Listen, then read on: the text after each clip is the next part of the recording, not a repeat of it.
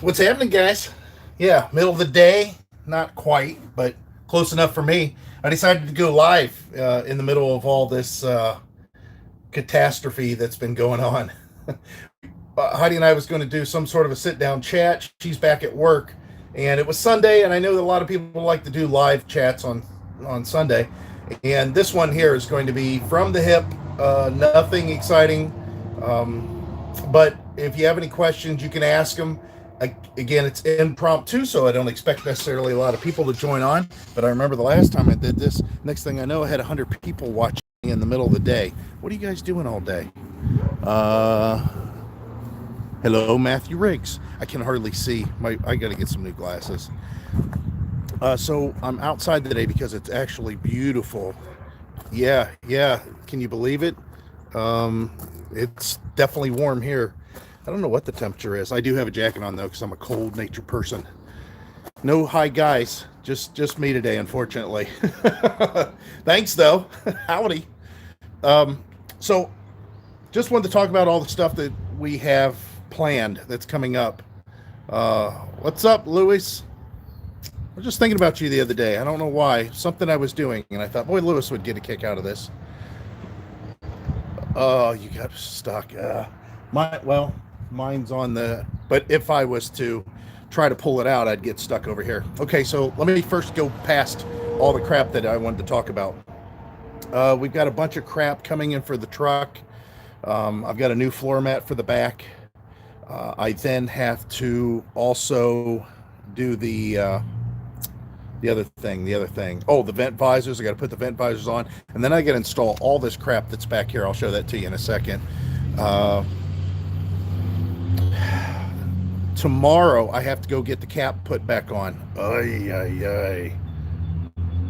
Where's your F-250 extended cab? It's at the dealer. We traded that one in.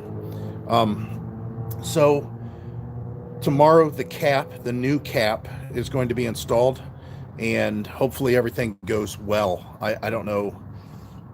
Fingers crossed. I think I'm going to make some modifications to it.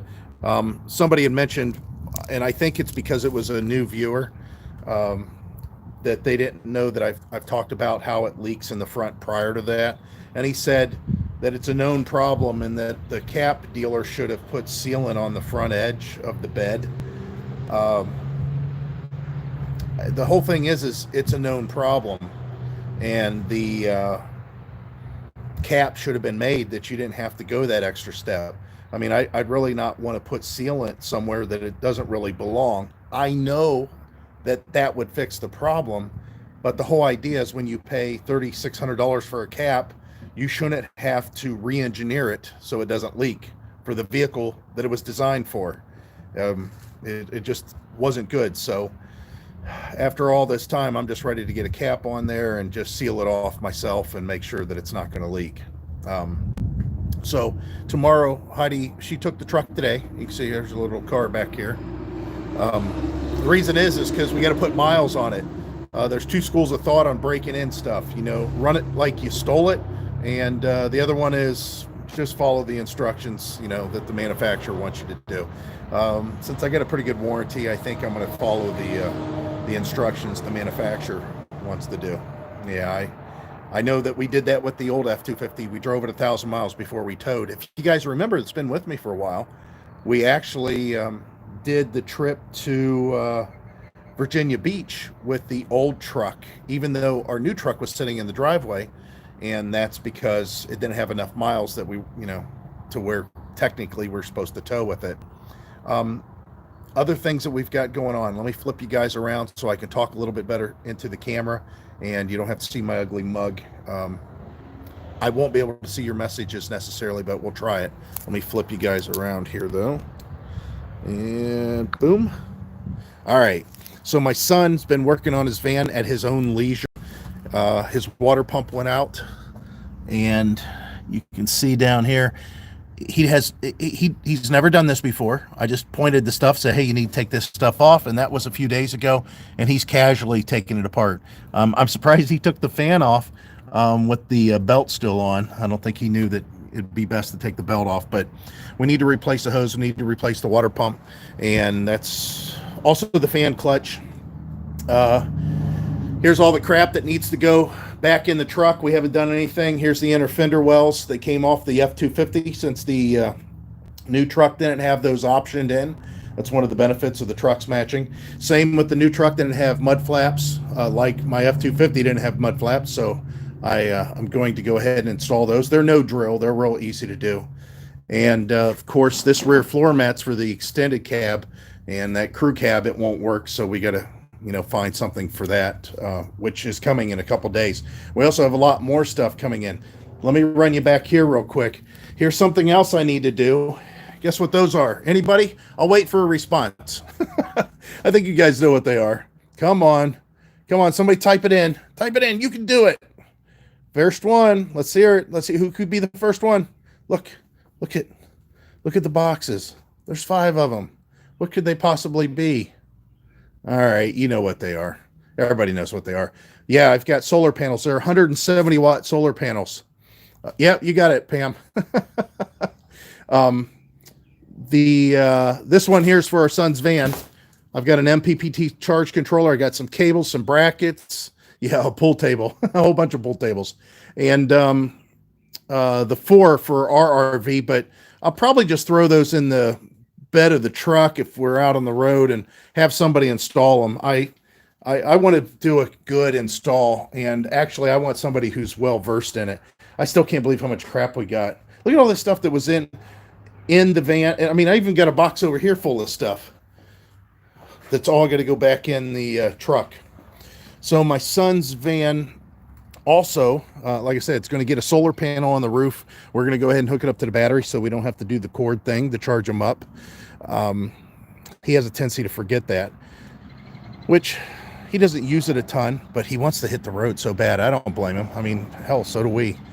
The nice thing is the people at Bogue RV, which I did a review on their trailer cover, their RV cover. They sent us the panel and the controller and everything, so we're going to do some sort of an installation sort of review thing. The product looks really nice. I was impressed. So that's going to be fun, but we're just going to bolt it to his roof. I don't think we're going to do anything special, but just secure it to the roof. But I also have more work to do other than this whole water pump situation. He needs 4 new shocks on his van. And he also is going to get helper springs for the back. If you can tell in here, or if you can't, I don't know, well, you're going to be able to see this. See how flat his springs are? I mean, there's no arch to them at all. And that one's actually reversed a little bit. The problem is whenever you lift, this thing, it's going to act like a bobblehead, the higher you go with it. So, we also have coming on Wednesday a rear sway bar we're going to install on this thing to stiffen it up. This didn't have a sway bar on it from the factory. Hopefully that hitch isn't in the way, which I don't think that it would be. But it's all this extra weight that he put in the van and on the back of the van has caused his tires to wear prematurely on the outsides versus the inside. And he's already had these rotated. He had them rotated when he was in the state up north, Minnesota. When he's in Minnesota working the sugar beet harvest, before he left the house, I told him, I said, wow, your tires are, I can feel that the tread on the outside is not as deep, even though it was still okay, as the inside. And I said, and what that means is there's weight being lifted off the front and the tires are kind of tucking in. I don't know if you guys have experience with these I-beams, but most suspension systems, are loaded up to ride straight and flat and everything whenever there's weight on them. But if you lift the front of this van, the tires will tuck in. Well, I knew that's why they were wearing, because they're basically getting lifted by all the weight that's on the back. Everything's being transferred on the back more. So he had his tires rotated. And by time he got back and all the driving he's been doing since he went to Florida and everything, his tires have now wore on the front to the point where I told him, I said, you're going to have to reverse them or something. I think he actually needs to buy 2 more.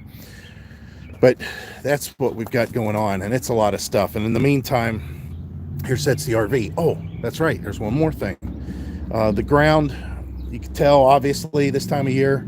If you guys got to laugh at that video that I did some time ago, which was hilarious. When we came back from that trip in Virginia Beach, remember the yard was all muddy and I got that old F-250 kind of wallered out a bunch of spots, and then I took the old RV and I pushed the railroad ties and I muddied up everything. I had to roll the lawn and all that crap. And shortly after that, that's when we got all this gravel. Well, now that it's been a year, we found some spots that are lower than others that we need to put the gravel in. So we called our gravel guy, and not only is he going to come out and put some more gravel in the low spots, we're going to go ahead and extend this out in the yard so that I will have an easier time with that longer truck getting the trailer back in its spot for the time being. It's not very expensive. So what we're going to do is probably come from that corner of the railroad tie over into this area here, I'm guessing, close to this, and then over to this corner, and then continue on to the shed to some extent, and then all the way across and up against the garage. And we're going to make all this area gravel. And the reason we want to do that, obviously, is for the RV getting it in and out of the driveway, and it will give me the option, if I want to back the RV in over here, which might be something we want to do. And I'll tell you why. If you can tell, or if you remember, a lot of people remember this stuff. They know my house almost as good as I do. This is the southern side of the RV. This side sees a lot of sun. It's going to continue to see a lot of sun. So the bad part about that is the front side really doesn't see enough sun to keep it dry. Water has tendency to stay on the awnings in the front, on the steps, on everything, basically. In the winter, it's real bad, which hopefully we don't have to worry about another winter. But what we'll do is we'll get this to where when we back it in, the only thing that'll see all that sun is the back of the RV for the time being. Make a video once the COVID dies down. Yeah, we're going to try to get some videos up here, but like I said, I've got so much work to do. And the thing is I've been neglecting my other channel, which has been doing really, really well, because I have a video that's been suggested or is on the hit list or whatever for YouTube. So it's been hammering along really, really well, but I still need to have you ever put a our friend has a camper, needs one. Do you have any videos on it? Maybe, Pam, I'll have to tell you about this one here. It's real simple, but I need to show some of these installations and repairs that I do on my other channel to keep it active. And doing that rear sway bar on this van is definitely one of those things that we need to do a video on. Of course, on this channel, I'll just, talk about it briefly. And then my other channel will get, some of this installation stuff that I do, or compare things. For example, I found out something on the F-250 that was most likely there the whole time that I didn't know. Lance, it's Fox Boss 9, FOXBOSS 9. Anyways, the kick panel of the new F-350 has those upfitter switches terminated underneath the kick panel on the passenger side, also in addition to underneath the hood. So I can't wait for that one. RVDaydream. Oh, not that one. Yeah, Fox Boss 9. That's my other channel. So, Pam, going back to what you was just saying, I did talk about it a little bit. There's a converter charger. Is that what you're talking about? Or are you talking about a solar charge controller? I haven't done any solar charge controller videos, but it's sorry, say it slower. Oh. What was it? Oh, my channel, Fox Boss, FOX, like the animal, boss, like who you report to at work. Fox Boss and the number 9, Fox Boss 9. If you guys ever want to know about anybody, I think on YouTube, if you look at any channel, there should be some sort of a box somewhere. I don't know about on mobile devices, but on laptop, PC for sure, that shows users' other channels, and you can click and see what other channels they have. because I actually have another one that I don't ever use. Yeah, Foxboss 9, you got it. Waggle 90.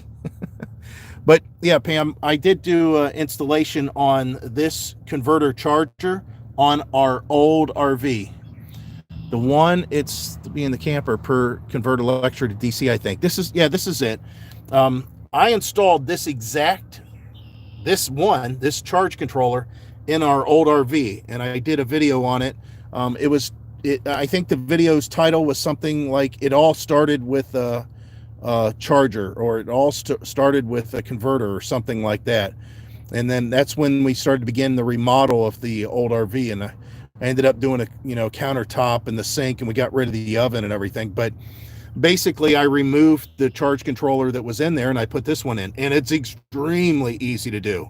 Very easy to do. You got to be safe, but yeah, it's easy to do. Are you a vet? Yeah, I'm a vet. Yeah. Why? Where'd you see that at? Was that, did I pass? How'd you know I was a vet, or why? How did you know to ask that? Because I know on my truck cap I have a emblem, for 2nd Armored Division, but of course my truck cap's at the dealer. Maybe not. Maybe they even sent it back to Indiana. I got to put a new decal on my new one. Oh, speaking of which, there's something else I got to do. Look at this. See what I'm saying? We got so much stuff going on, guys. Tons and tons of stuff. Oy. Let this guy deliver whatever it is he's got to deliver. I have no idea what it is. We got, like I said, we got UPS, we got FedEx, and we've got USPS delivering stuff all this week. On the back of the RV here, I need to add my FMCA egg on my ladder, and I think I have a decal that goes back here. We still want to add the generator back here somehow, which that may be the case at some point. All the slides in it. What's that dog barking at? All these slides and everything have to go out at some point. But yeah, I love it. Every place that I have deliveries that are potentially coming here, like UPS, FedEx, and USPS, and Amazon, and even DoorDash, we have delivery notes, and they all say the same thing: deliver inside enclosed porch. Every one of them. Do they follow that? No. Let's see here. It's a YouTube channel. Yeah, Will Prowse. He does a good job. I enjoy watching his videos. He is definitely a nerd on that stuff. He takes it to the extreme. I don't need to know that much. So, what do you guys think? Is this the inside the enclosed porch? It doesn't look like it to me. I have no idea what's in here, though. We also have our grandson's first birthday that... Oh, man, I got to do another review. Oh, I forgot all about this. Crap. All right, let me show you guys more stuff I got to do. I forgot all about this thing. Yeah, even though it's on the boxes, they still don't deliver it that way. Man, oh man. Yeah, these people contacted me, and I forgot I even talked with them. And I told them, I take a look at their product. Now, you guys may not see the review. If this is a piece of junk, I won't do a review on it, but it looked pretty decent. Let me set you guys down and see if we can get this straightened out here. Here, I'll try to position you so you can see what the heck I'm doing. Woo, Velcro fly. I'm unzipping my fly, guys. Not really. It's just the stand. All right, let's go ahead and position you down a little bit. There we go. And turn you a little bit. All right. I'll have to talk a little bit louder. But yes, look very promising. But if it's a piece of junk, I won't do a review on it. I don't believe in it if it's a piece of junk. So let's see here. Yeah, I forgot I even talked to these guys. That was probably Whew. Well, you know what? Now I think about it, it wasn't that long ago. Yeah, Tech Life. It's a portable power station, model P50. It's heavy. Damn, this thing must have a lot of battery in it. Let's see what size this one is. It doesn't have solar panels. And battery. Ooh, 500 watt hour. That's a pretty good size one. 500 watt hour. What do you guys think about that? Not bad, huh? Yeah, that'll do pretty well. All right, I got you back in my hands again. You're in good hands. If I don't shake you to death here. How much was the F350? We got, what's that pricing called? We got X-Plant pricing, plus we got a bunch of rebates, plus we had our trade-in. So, technically, I don't know. I honestly don't know. I mean, MSRP on it was like 54. Well, we definitely didn't pay that. It was much less than that. Never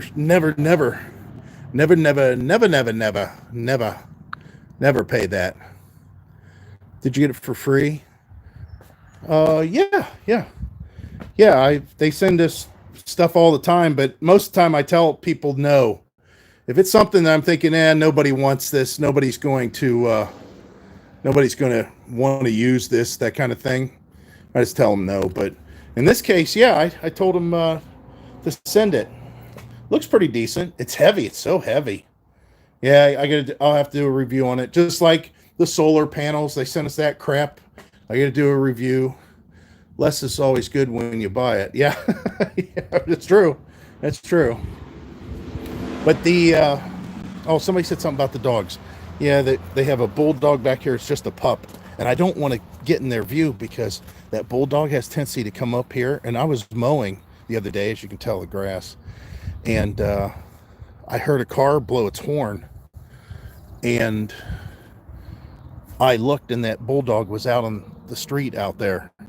And here he had been following me around the yard. My son had told me, he goes, "Hey, I saw that dog following you in the yard on your mower." So when I went up to the street to mow, he followed me, and then he must have got a whiff of something and went out in the street. So I keep on sending him back home, but he likes to play. And I mean, you can't do that stuff. Here's antifreeze. Come on. You imagine him come over here and drinking that? And I have rat poisoning because this ditch, is the way it is. That muskrat was there last year, so hopefully it took care of stuff. But there's, rat poisoning behind the tires of the RV. I got rat poisoning inside here. I got rat poisoning in the back. I have rat poisoning in the back of our shed. So, these dogs come over, and I keep on telling these people, hey, might be a good idea to keep your dog in the yard. One, I don't want to have to mow and run through dog crap, but number two, I don't want the dog to drink that. I think it's something I'm interested in. Oh, cool. If you guys, anybody that's watching this, again, so far right now, our trip is still on. Yeah, they camp. They turn their dogs loose. I would never do it. Yeah, I don't understand that either. I really don't understand that. So, as far as I know, the trip is still on down to Pirate Land. Everything seems to be a go still. And that's through July 10th through the 17th of this year. If we get a big enough group there, if we get enough people there, we're going to have one heck of a giveaway, because I've got so much crap laying around that has been sent to me. And I as far as doing individual giveaways, I don't know. It's fun, but sometimes I don't know about it. I think it's more marketing than anything else. For the safety of dogs, you may have to call Animal Patrol. Now, not in this area.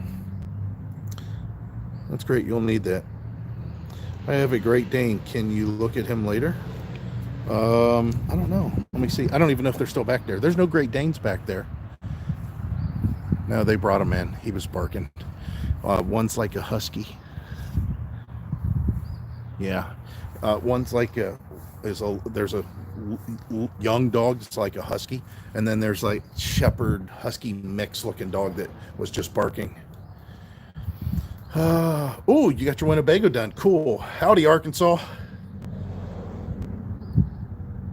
It's amazing how bad my vision's gotten. Do you still have a vet office? You mean, what do you mean by vet office? Oh, are you talking about veterinarian or veteran? I'm confused now. Man, I can't wait till they open up the barbershops. I need a haircut. Look how long my hair's getting.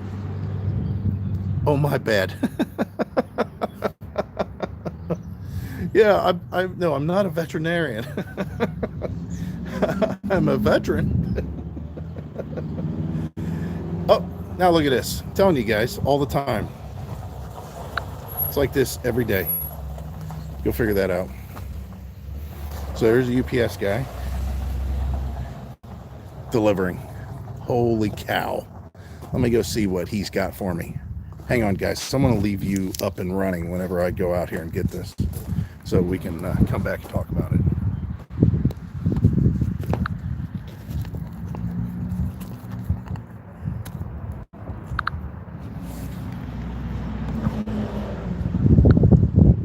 There we go. All right, I'll be back.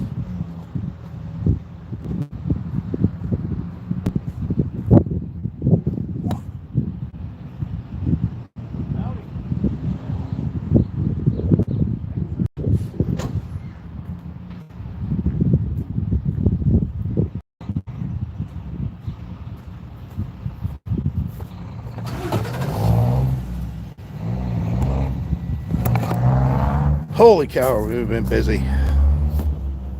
These are the vent visors for the truck. I know the shape of the box. I know the weight of the box on that. Like I said, hoy.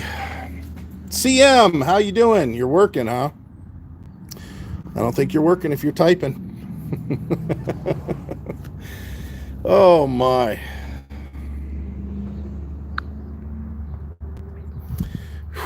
Like I said, we have so much stuff to do, but I thought I'd try to check in with you guys when I could, because honestly, my son stayed up real late last night.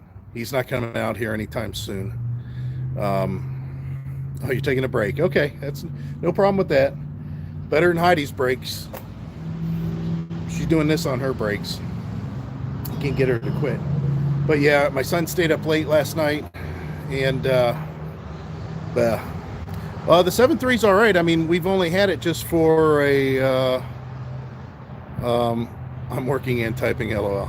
We've only had it for a short time there. We didn't drive it at all yesterday, and we're really, it's basically hello Cleveland.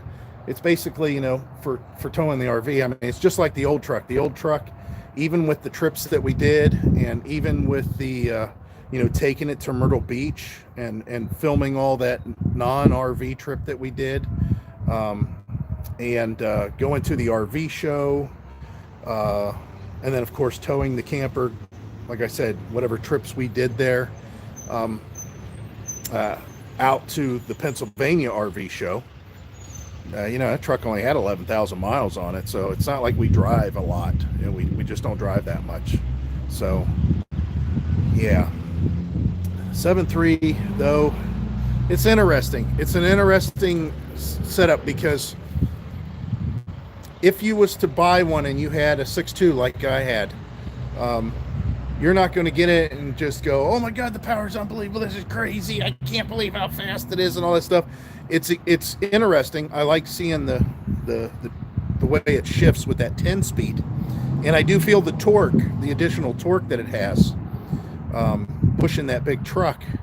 But it reminds me more of my 97 F-250 than it does the F, other than the interior and the way it feels and drives that way. It reminds me more of the engine and powertrain of the old F-250 than it did the 2019 F-250, and it's just the technology. You can tell. You got to remember the 6.2 was Ford's attempt at putting out a powerful towing engine that got good gas mileage, and it extracted that with high tech stuff. It's basically, the overhead cams, stuff like that. So I don't know how to describe it other than there's a couple of different ways of getting what you want out of things. Some of it might be horsepower via,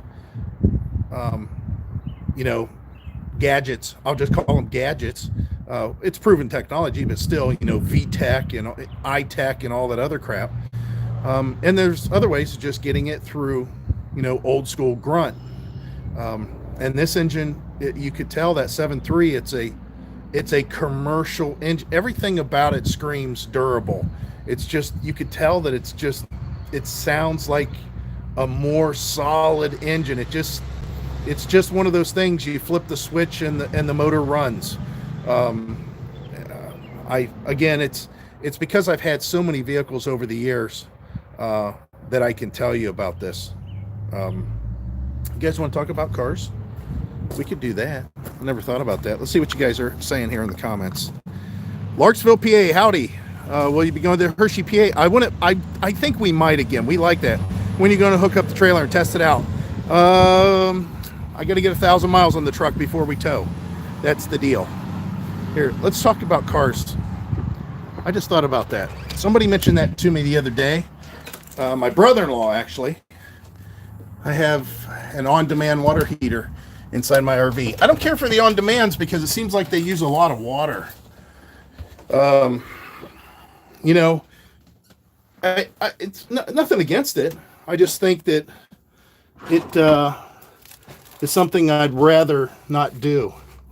I'm trying to find the papers that I'm looking for. And when I do, we're going to sit down and talk about this stuff. Man, is this a disaster in here too. There you are. Quit hiding. Come to me. All right. This is a list from a long time ago that I've got to add to. It's going to be kind of fun. I should have did a live. Well, I don't think the battery would have lasted. Not how much I talk. I should have done the live chat with the new 360 camera. That'd have been cool, huh? All right, I'm going to try to sit you guys down here. Hopefully I can still hear what you got to say or read what you got to say. If I'm hearing you, you guys are awful loud. All right, let's open this baby up again. This is a tripod that straps to trees and stuff. I bought this years ago and did a review on it, and it's really cool. I love it, but let's get you positioned pretty decently here, and then I'll adjust accordingly. Make sure I don't bump you guys too much. There we go.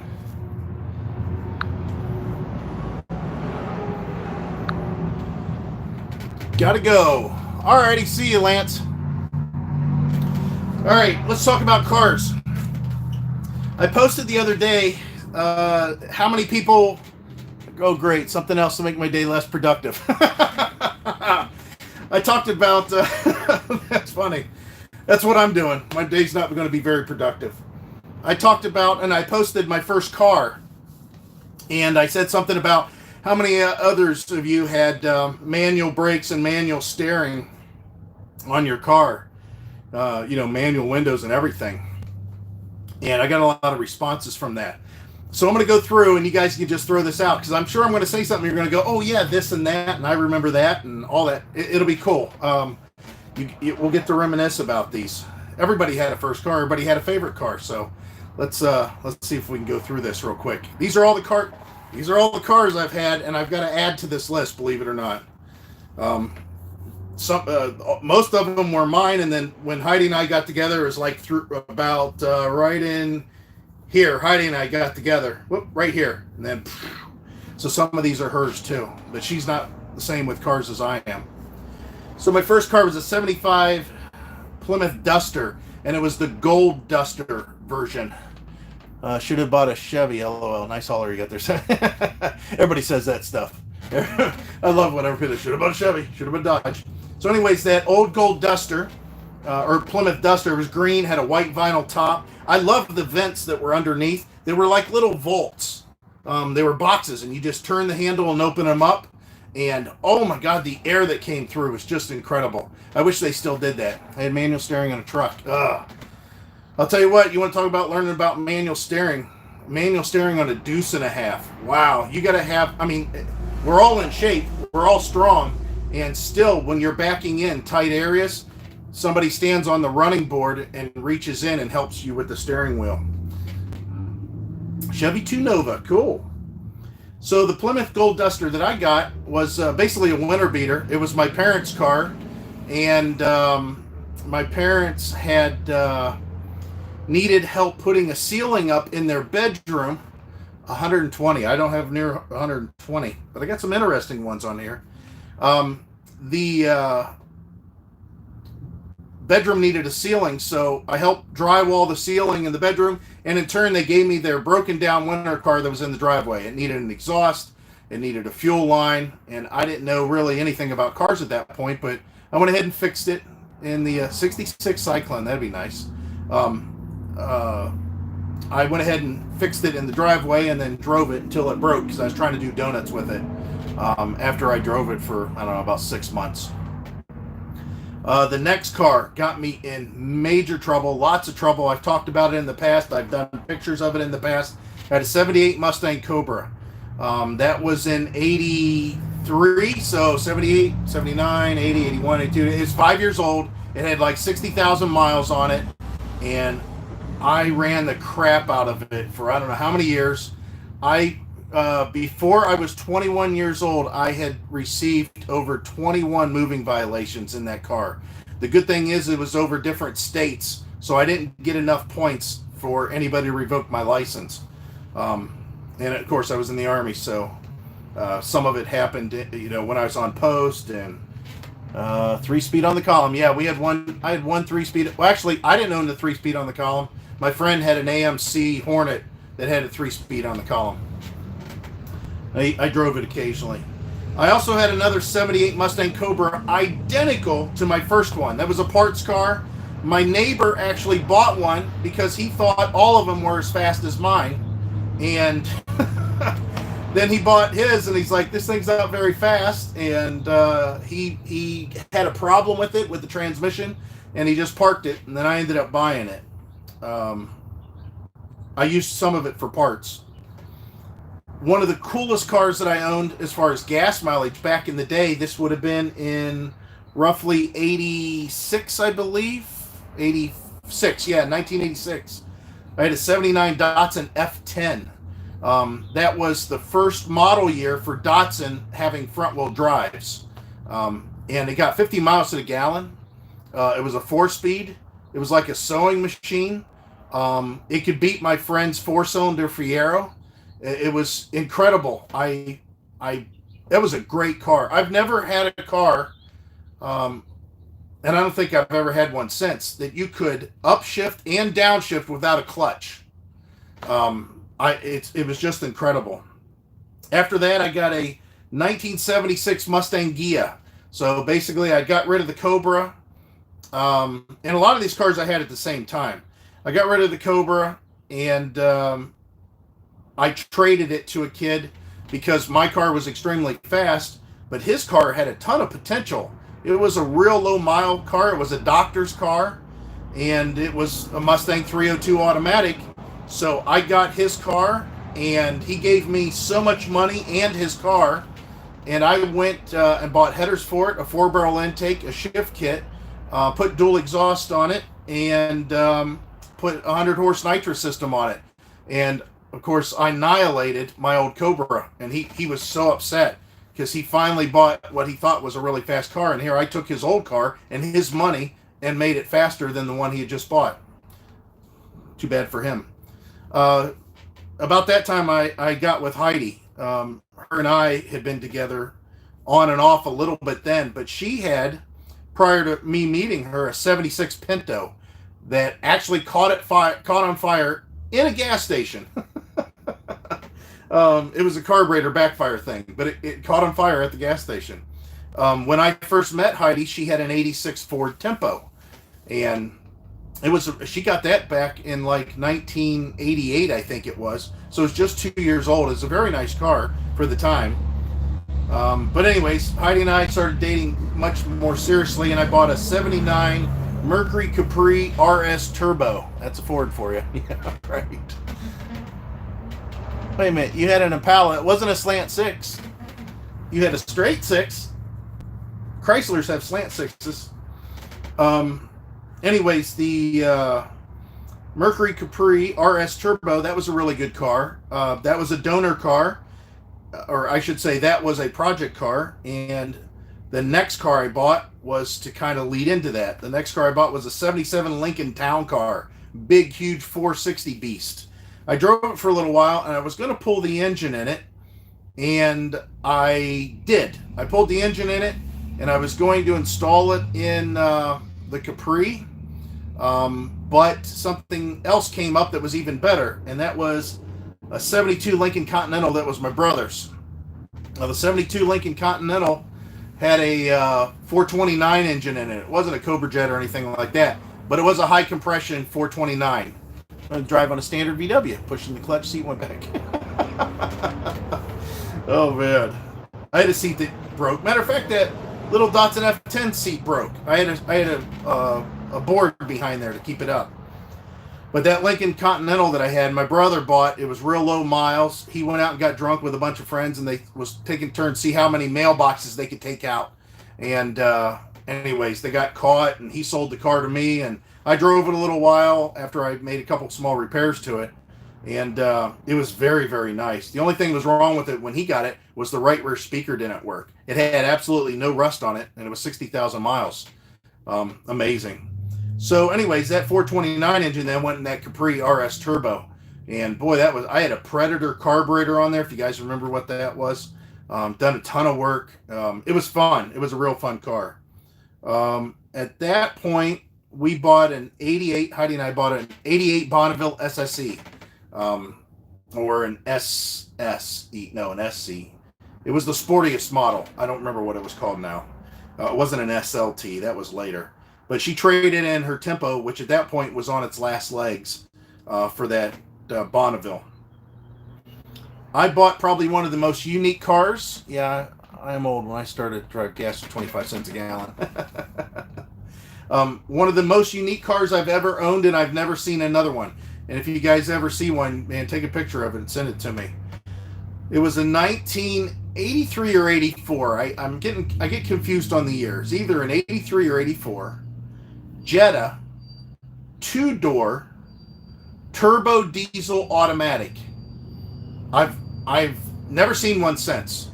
And we sold it right up the street here, at where her grandmother used to live. This was Heidi's grandmother's house on her dad's side, and Heidi's grandmother's house on her mom's side is right up by the church, or that's where it used to be. And we put it out front for sale and sold it, and the guy was all excited to get it. Well, probably because it was so damn rare. That thing got 50 miles to the gallon, but boy, I had some problems with it when I first got it, that's for sure. The next car I had was a winter beater. I drove back and forth to Summit Racing every day, and that was a 79 Dodge Aspen. That had a slant six in it. I had done a bunch of goofy work to it. I put an ignition advanced retard on it, so when I drove it, I could bump up the timing and retard it. I put a big 2-barrel on it. It was just a winter beater. It was nice. Back then you could buy cars for $100, $150 and do some work on them, and they're rusty as all get out, but you could still drive them. They're still good cars. After that, or at the same time as that, I bought a 79 International Scout 2. 79 was the first year they used Cosmoline spray, so it helped out considerably with the rust, which is a big thing here, obviously. But that was it had a steel top in the back. It had a 345 4-speed. Basically, that was a bus engine. I mean, the International buses had that same engine in them. And it rode like a bus, but it was a good truck. It was very durable, very, very sturdy. What an incredible machine that was. I sold it to a guy, and he couldn't believe I was selling it to him so cheap. Yep, Dodge Dart slant six. I wish I could find a good slant six again. Problem is the body styles that they're in are usually rusted away. You know how that steel was those years. Then I bought my dad's. My dad bought a brand new car in 1986 in Hartville, at Schoner Chevy in Hartville, and we were the first ones in the city that had the rear deck collision avoidance lamp. That's what it was called back then. But the third brake light in 1986, the third brake lights became mandatory on cars, and we were the first one in the city to have one. And everybody was, where'd you get that light at? And what is that light? And all this other stuff. And it's funny how, new car features, like the first time you seen LED taillights or something, or LED headlights. Well, that was the first time that anybody had a third brake light in Hartville. So anyways, my dad had that car and drove it a long time, and then I bought it off of him. So it was an 86 Chevy Caprice Classic. Me and my brother run that car pretty hard, I'll have to say. It was an enjoyable car, but when I got out of the Army, I kind of dogged on it a little bit. He just drove it back and forth to work and to Florida occasionally. After that, I bought an 86 Pontiac Fiero SE. It was silver. It was a V6 4-speed. It was a real low miles car, and it was fun. Very consistent at the track. It would run 16 flats all day long. If it got hot, it'd run a 16-1. As the night cooled off, you could pretty much count every 3 or 4 degrees, it would drop down. 73 Scout. Yeah. Those Scouts were really nice. But that Fiero was a lot of fun. It was like driving a go-kart on the street, a street legal go-kart. And it was inexpensive. It was a fun car. I traded that in on my first 89 Mustang 5-liter sedan. And it was a sleeper car, and it was fun. And I worked at Summit Racing.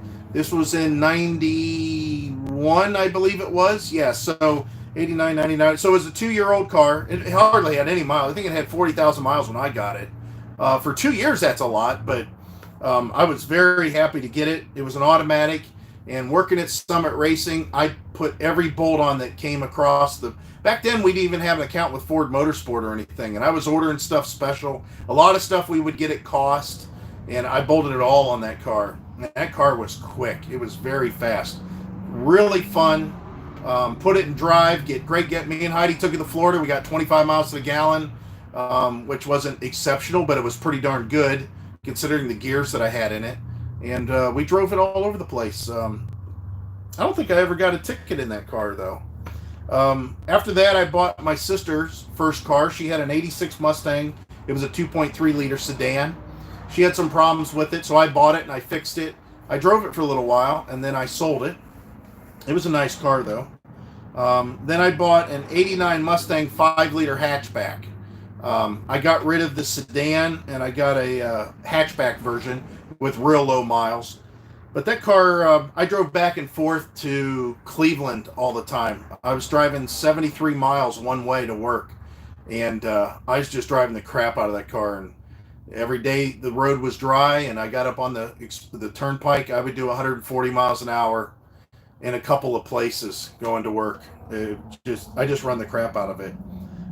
We also then, shortly after that, bought an 86 Ford LTD station wagon, and it was the little LTD car. It was the Fox-bodied car. So the idea was I was going to take that hatchback Mustang and put all those components on the station wagon, but I decided not to. Instead, we just drove the station wagon because it was very, very durable. Just oil changes, one timing, 250. Yeah, F350. Yeah, that inline 6 was awesome on those trucks. That comes up a little bit later here. Dang your hell for the Mustangs. Yeah, oh yeah. Back in the day. But the next car we got after that was actually Heidi's sister's car.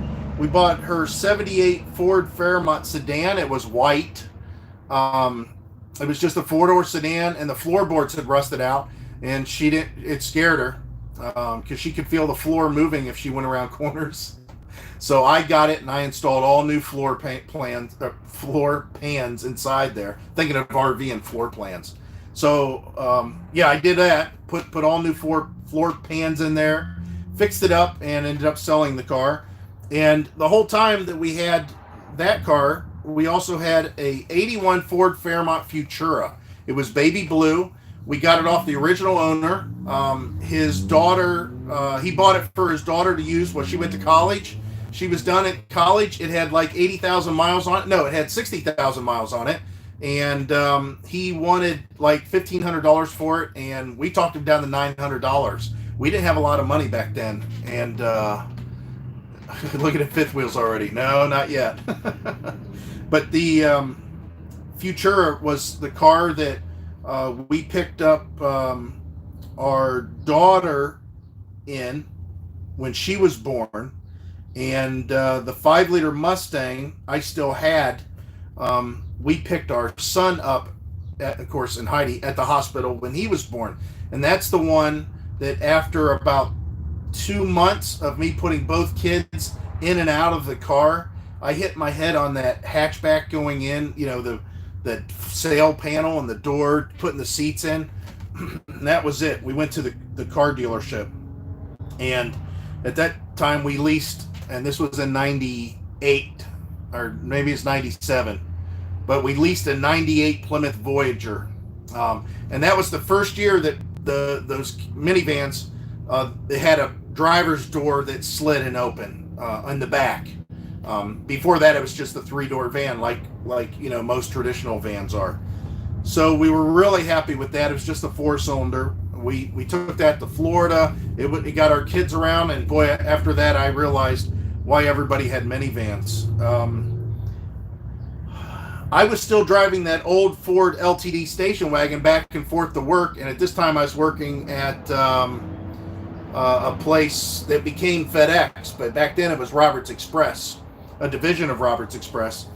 And I told Heidi I needed something more reliable. I was driving it was a $300 car. It's a very nice car. I got a really good deal on it. But anyways, I went and leased a 99 Dodge Dakota SLT. Regular cab, short bed, 2-wheel drive, V6, the Magnum V6, which means nothing. And that truck was a piece of junk. I went through 3 catalytic converters, 2 computers. I'd done a ton of work to it, and I barely got 20 miles to the gallon out of it if I took it easy. Chevy love. My mom had a Chevy love, but it had the Isuzu engine in it that it originally came with. It was slow. So that Dakota I had for, the turn, we just leased. And then I got an 88 Lincoln Town Car, a brown Lincoln Town Car. I bought it off the local car dealer, and I was in love with that car. First time I drove it, I'm like, this is the nicest riding. It just fit me. Everything fit perfect. It was just so comfortable. However, we wanted a front-wheel drive car for the winter that Heidi could drive. The Voyager at that point was getting to where we had to turn it in for our lease was up, and we got her an 89 Taurus station wagon. It was a pretty good car. It was a 3.8. I wish it had the 3.3, but it had the rear seat that faced backwards. Occasionally the kids would sit back there, but they weren't supposed to. We just let them. I also bought a 76 F250 4x4. It was a factory highboy, and I bought it from the neighbors over here, and I only drove it up the street and back like 2 times. I did a little bit of work on it, replacing seals in the axles, then I sold it.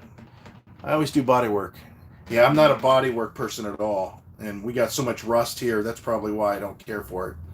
So after that, I had started my business here at the house, and I needed a truck for business, so I bought my first extended cab long bed Ford truck, and that was a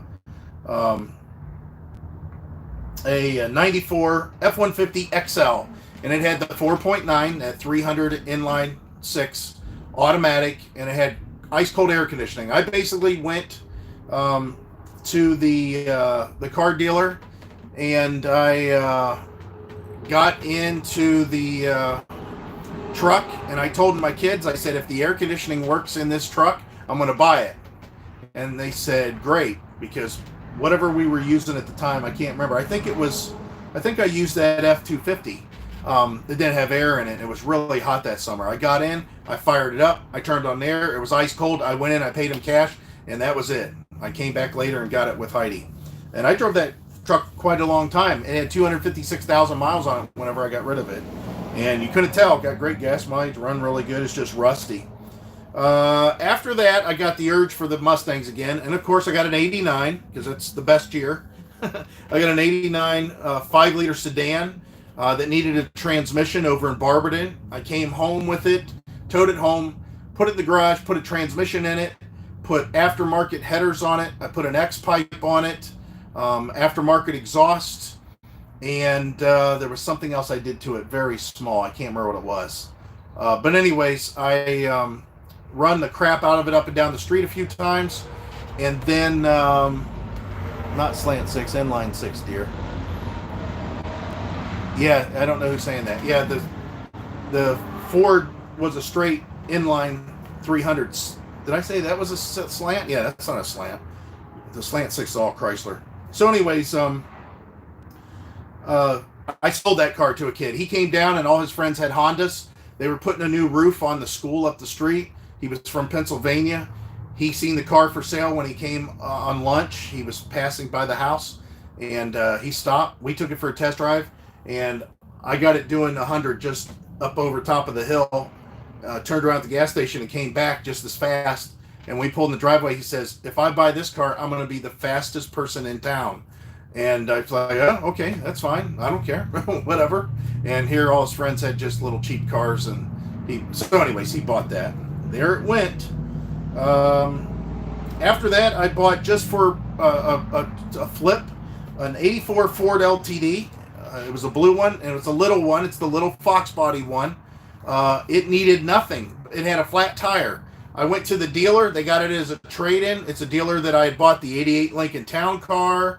I bought another vehicle that I'll talk about later, and I bought something else from them.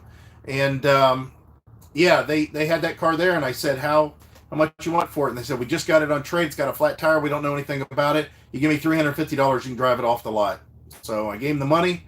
I put air in the tire. I drove it home. I had to get a new tire for it, and it rode excellent. There was nothing wrong with it whatsoever. So I parked it out in the yard, put $1,000 on it, and I sold it for $800 in 4 days to a guy that was driving back and forth to Cleveland every day. About that same time, Heidi decided that she wanted a little car to go palling around in. She bought, or leased, an '03 PT Cruiser GT Turbo. And we always liked the way the PT Cruisers looked, but when we found out they were slow, we weren't very happy. And then when they came out with the turbo, we found out that they were slightly faster. So we went and leased one. Heidi did. I was at lunch, sitting in that '89 Mustang sedan. I was sitting out in the parking lot eating lunch, and I seen this electric blue car come flying through the parking lot and come flying right up next to me and park. And I'm like, who in the world is this joker? And she rolls down the window, and I go, what the hell are you doing? And of course, she says, hey, I just leased this thing. And I said, it's awesome. Take it back and have them put a sunroof in the thing, and that'll be even nicer. So we had a sunroof installed, and that was a fun car. We did some work on it. We bypassed the turbo. We put a manual control on the wastegate, and got a boost gauge for it. Gutted the airbox and went to the track and had a ton of fun with it. It was really, really fun. So at the same time as we had the PT Cruiser, I bought a '87 Dodge Shadow. I don't know what I was thinking. My mom came up from Florida. She flew up from Florida, and I had the car sitting in the driveway. I let her use it for the week and a half that she was up here, or 2 weeks that she was up here, and then she returned it.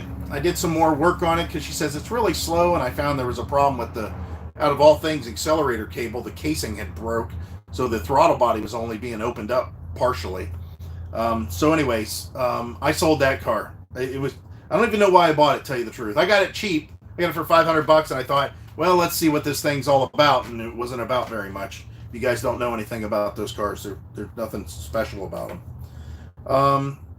Heidi's lease for her '03 PT Cruiser was going up at this point, so we're talking about the 2005 at this point. So I went out and bought her a '94 Crown Vic, an old cop car. It was a good car. It was in good shape, except the guy did some kind of off-roading with it, and he broke the transmission cross member. underneath. So I put a new cross member on it underneath, got new tires for it, which I had to have the shop take and chisel the locking lugs off that were on the rims and for the rims. And anyways, we got new tires for it, and she drove that for about 3 weeks, and then she was saying, I don't really like driving this car. She goes, this thing feels weird.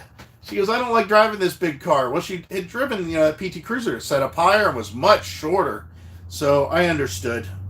So after that, she bought her 97 Buick LeSabre. In our videos, here, I'll flip you guys around real quick. You see the Family Dollar, it's across the street there. Hey, Travis. That Family Dollar used to be all empty. Well, years ago, it used to be a house and a gas station, but the Family Dollar used to just be an empty lot over there. Well, that empty lot, somebody decided to put one of those mobile offices on there, and they opened up a car dealership. And the guy was really nice, and he had a LeSabre over there for $2,300, and Heidi bought it, and she drove it for 9 years, and it was a great car. I had to do a lot of work. On my other channel, I did work on it. I showed the suspension. I had to put new cradle mounts in there, body mounts. Oh my God, I got another delivery, guys. Can you believe it? And I also had to do the airbag or the air ride system in the back. I had to do that and a few other things, but that car lasted her a long time. Okay, let me go get this and see if I can get some Corona action here. You guys can watch, see if I get coronavirus. That way we can say, yep, I remember the day that Mike filmed when he got coronavirus thrown on him. I don't even know what this is. I'm thinking it's the floor mat, if I'm not mistaken. It could be.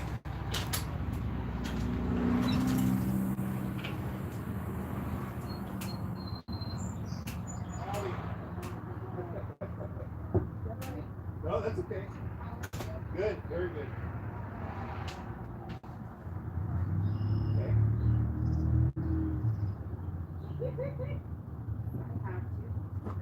Oh, that's okay.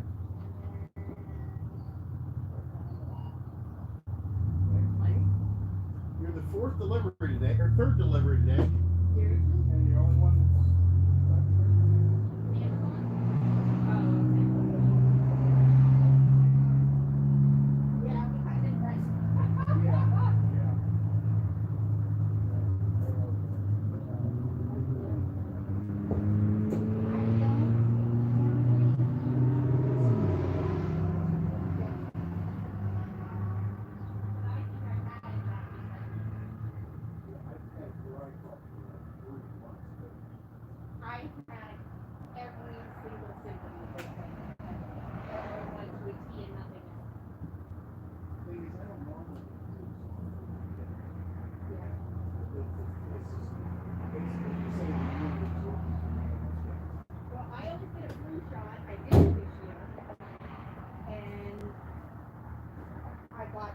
But it was weird. It really was. And now I'm like, I had to have had that. I had to.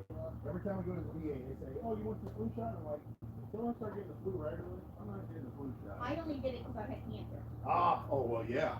That's really my only reason, or I wouldn't get it either. And then my son was he was at CPAC. I don't know if he does CPAC. My wife, all she does is call the doctor and say, hey, I can't get rid of my congestion, sinus and stuff. They give him a Z-Pack. No, CPAC. Oh, I'm sorry. I think you said Z-Pack. CPAC, in Washington, D.C. Right. And he was there, and with a bunch of, 3 or 4 of his buddies, and right after that, every single one of them got sick, but they're 19, 20 years old. They just got a little bit, so he's like, Mom, can we get the antibody test? Mom, can we get the antibody test? Yeah. It's like almost $300. Yeah, it's funny how something that I bet you don't cost $300 is going to charge what they get for it. It might help them in the long run. Right.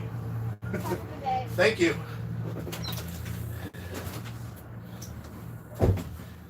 All right, guys. So you see, maybe I got the coronavirus. What do you think? I did get dark glasses though. Let's take those off. All right, let's finish this up. Don't want to keep you guys too bored. Yeah, you can tell it's a floor mat, which it looks beat up. Matter of fact, it wasn't very heavy. Let me look inside that box, make sure it didn't fall out. Oh no, it's in there. Okay. Hopefully it's not tore or anything weird like that, but oh well. All right, where were we? We were at Heidi's LeSabre. At this point, Heidi and I had decided on going with different vehicles. 72 Thunderbird, cool. She kept her LeSabre, but in the meantime, I bought a '99 Isuzu Amigo. Marcus, how about that? Had me in a Isuzu. It was fun. It was quick. I was surprised. Handed 350 to me. The Isuzu though was fun. The top, I learned how to put it on and keep it dry and all that stuff. I took it to Florida. I towed a trailer with Florida when I moved down there and was working out of Florida. Drove it back and forth a couple times actually. Then whenever I came back to Ohio, Heidi still had the LeSabre, and I still had the Amigo. I'm sorry, no. I got rid of the Amigo, or I was in the process of selling the Amigo because I found an 89 Lincoln Town Car, Signature Series, just like the first one was a Signature Series. I bought it on eBay out of Pennsylvania for $900 was the winning bid. And I was like, man, this car should have went for more than that. I went over there and the guy said, man, this car should have went more than that. I'm like, yeah, I get it. There was nothing wrong with it at all. It was a beautiful car. It had a digital dash. I loved it. It had, distance to empty and stuff like that, and gas mileage, calculations. I mean, they didn't have that. That was the first year for that stuff, and that was my favorite big car by far. I have a few favorite cars, but that one, if I could find another one like that, I mean, even though I don't need it, boy, I would love to have it. I would love to take trips in it and stuff. It's just so comfortable. If you guys ever have a chance to do that, do it. Hey, Lance, he's back already. During that same time, I bought an 81 Mercury Capri. The intro to my Fox Boss channel, you'll see that car. I bought that just as a toy. I had the 81 with it had a GT40 302 engine in it. It was a magazine car. It wasn't a magazine feature car. It was a magazine article that was in the car. Can't remember. It was in Muscle Mustang and Fast Fords, and it was on another one. But anyways, the guy up in Independence put it together. Had real low miles. Had a built C4 automatic in it with a stall converter and a shift kit. I put the stuff that it needed. He didn't do everything it should have got there. He had the wrong carburetor on there, so I put a big carburetor on there. It did have good headers on there and good exhaust. I put subframe connectors on it. I put rear control arms on it, adjustable control arms, and torque boxes. I put in a full roll cage. It was a bolt-in cage, but I put in a full cage because it had T-tops. And if you guys ever rode in those T-top cars, anything with any kind of power, you could adjust those T-tops to where they don't whistle, and you just get into it one time, and the whole car will twist, and it'll start whistling from that point on. So I had put a cage in it, and then I put a 120 horse nitro system on it. And I ran the crap out of it, and then I sold it on eBay to a guy in New Jersey. And then that guy sold it to somebody on eBay to a guy in Florida. That's the last I heard. A guy in Florida contacted me and wanted to talk about it. But that was a fun car to play around with. I also had a 94 Ford Escort station wagon. I took a job as the facilities manager over at Hall of Fame Lanes in Canton. And I needed something better in gas mileage than my 95 F-150 that you guys remember. I had that truck, and I was driving it back and forth to work, and I decided to get that station wagon. I love the station wagon. It was awesome.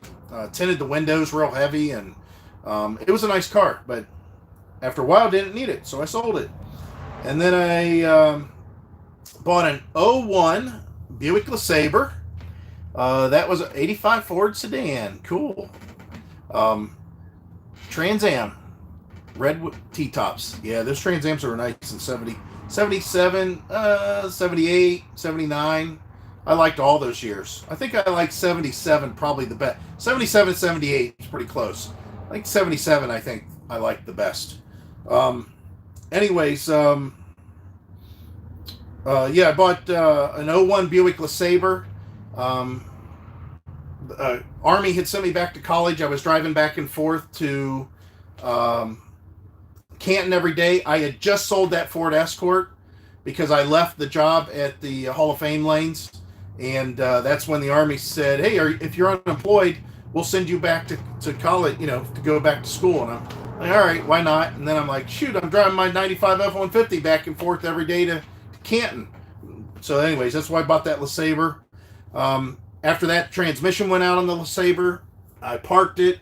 I replaced the transmission in the garage. I did a video on that, I think, if I'm not mistaken. Or I did a video that showed the transmission out of the car at some point. And that was on my other channel.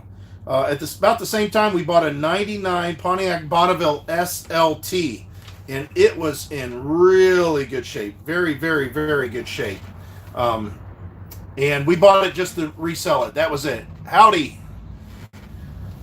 So it was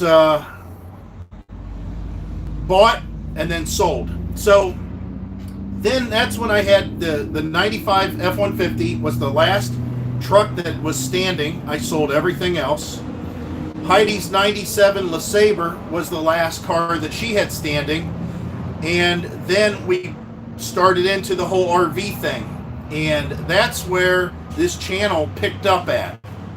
It picked up with the '97 LeSabre in the driveway, and my truck and the old RV. And shortly after that, she got her brother's old Honda, and I did some work on that. We sold her LeSabre at the yard sale that we shot a video on. And then the '95, I had already, when I started the channel, it already got hit and totaled, and I had to rebuild it out here in the driveway. We towed with it a few times, and anyways, it got to where I needed to go bigger, so that's when I got the '97 F-250. In the meantime, I bought my son's car. He had a '03, I think it was, Buick Century, which on some of our earlier videos, you can see it out in the driveway. And I bought that Buick Century off of him when he got this van and decided to drive the van all the time. And then I drove the Buick Century, the Buick Century a little bit, but then he actually drove it to work, and the transmission went out on him. So even though I owned it and he drove it and it failed on him, I went ahead and replaced the transmission with the junkyard transmission. They did a great job. I took it to the junkyard and basically had them put a transmission in for me. They did a great job, charged me hardly anything because Heidi knows a lot of people, obviously. And then I sold that car, and I pretty much got what I had in it at that point. So basically that brings us up to the '97 F-250 being traded in, Heidi selling her Honda, and us getting that Kia Rondo that she has right now. I think it's a 2010 Kia Rondo. And then I had the 2019 F-250. And then we got the new 2020 F-250. And we're down to just the two vehicles still, which is really great because that's all we need. So we talked about cars. How about that? I talked about the whole list of cars. I seen all your comments about what you guys had. And I don't know. I love all cars. I just have a tendency. You could see. I mean, I've had Plymouth, Datsun, VW, International, Chevy, Pontiac, Isuzu. Yeah. And then, of course, Fords out the yin-yang. My favorite still by far are Fords. And no reason. It's what I grew up on. That's what I cut my teeth on. That's what I know. So that's it. How many cars have you owned? My wife thinks I'm nuts. I've owned 20 cars at the ripe old age of 39. I don't know how many I just went through. 1, 2, 3, 4, 5, 6, 7, 8, 9, 10, 11, 13, 14, 15, 16, 17, 18, 19, 20, 21, 22, 23, 27, 28, 29, 30, 31, 32, 33, 34, 36, 37, 38, 39, 40, 41, 42. 42, and I was, let's see how old I was. 42 cars, and I was, at that point, maybe 40 years old. Most of these cars I had before I was 38 years old. I had a crap load of cars before I even turned 38. So 42, and then we got 43, 44, 45, 46, 47. So I've had 47. I might have forgotten one. So 47 or 50 cars that every one of them I started, run, drive, used, whatever. Except for the 76 F250 4x4, I barely used that truck. I only, like I said, I ran up the street a couple times back and forth. I took the kids somewhere in it one time, and that's when we went and bought that air-conditioned straight six truck. 454 4-barrel, 145 mile per hour that boat would run. Oh, you said it was a 455, not a 454, right? Is that what you said? There, like, click on this, see what you just said.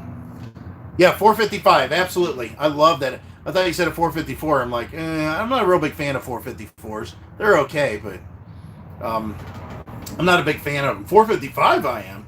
That was a good engine. We had some good races with 455s. I'm back. Got busy at work. Hey, Herbie.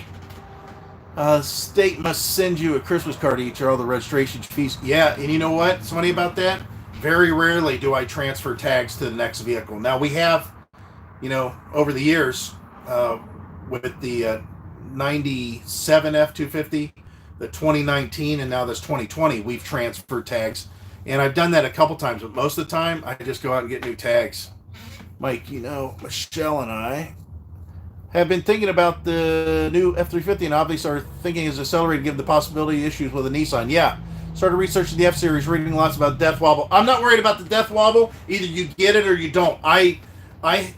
Even in the 2019 F250, when I would drive and I would get in a rough, I'd have to be doing like 65 miles an hour with no load on the truck. And if I went over a rough section of road and I was slightly turning, I could feel this bounce that happened that was like just a slight, just like 2 times in the 11,000 miles that we drove it. It only did it 2 times. Ford says it has something to do with if you're under load, you need to be under load. That's why it's happening.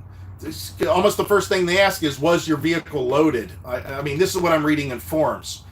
The thing is I believe at this point that the death wobble has gotten more attention than it should, because I don't know too many guys that just don't, I'm kind of that way too, that just don't touch their truck. I don't like touching factory suspension and shocks and tire size and all that crap. However, I did, even on the old one, I added those stable loads in the back. But the fact remains that I don't think that the reason that it's happening is 100% as innocent as most people make out on the internet. I have a tendency to think that they've done some big tires, maybe some rim changes, and sure, that shouldn't make a difference. It doesn't make a difference on most cars, but I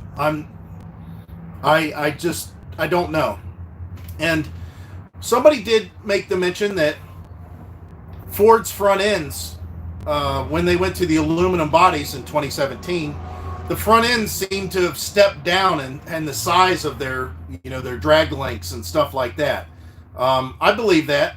I definitely need to. I believe that could be the case. But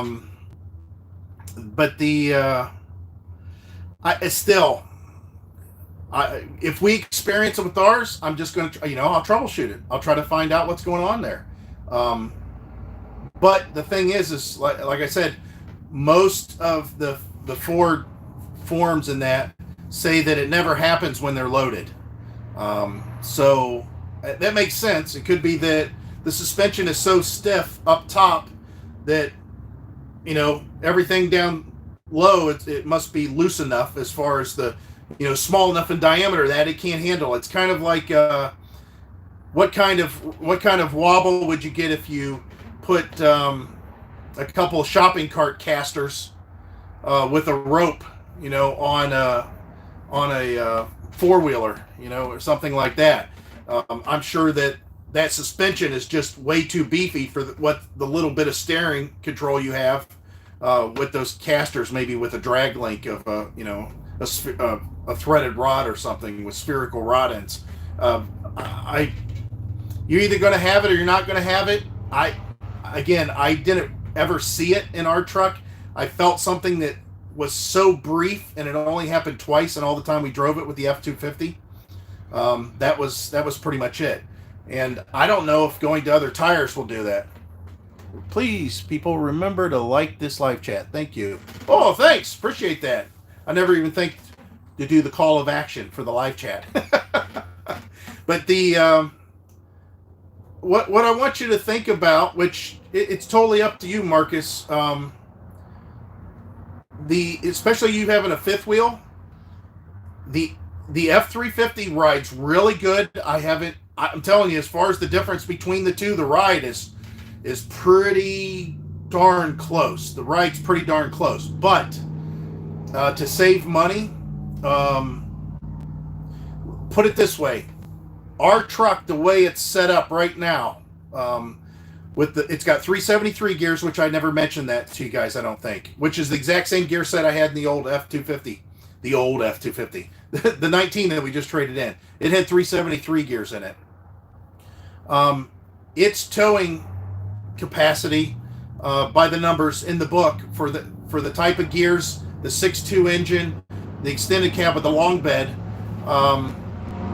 was 15,900, I think it was.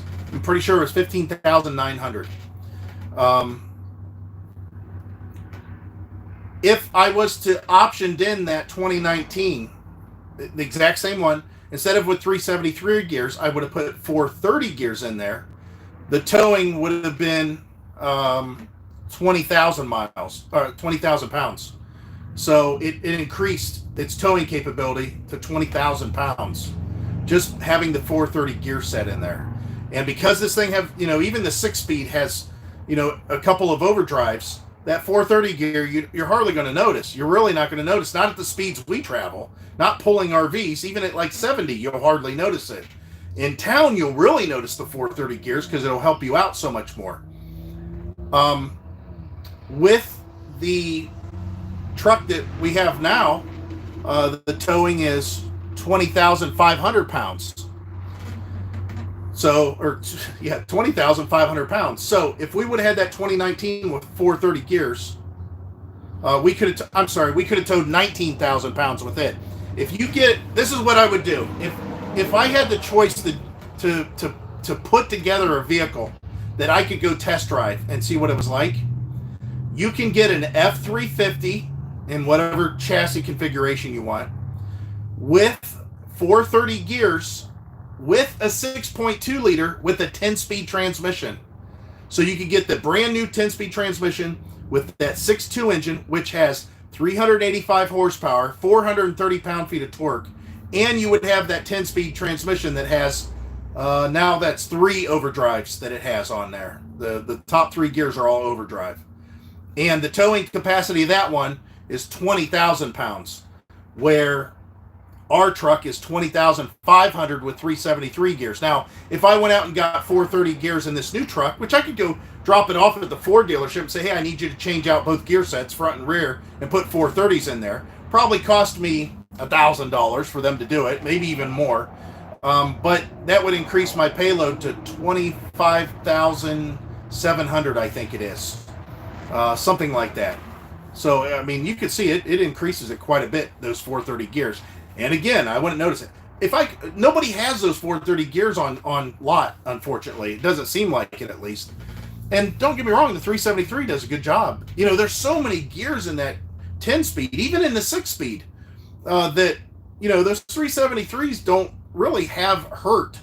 It just shifts in different places. It just chooses a separate gear. So, if I'm pulling a big hill and I had a 6-speed with 373 gears, I might be in third. With a 10-speed with this engine with 373s, I might be in, I don't know, fourth.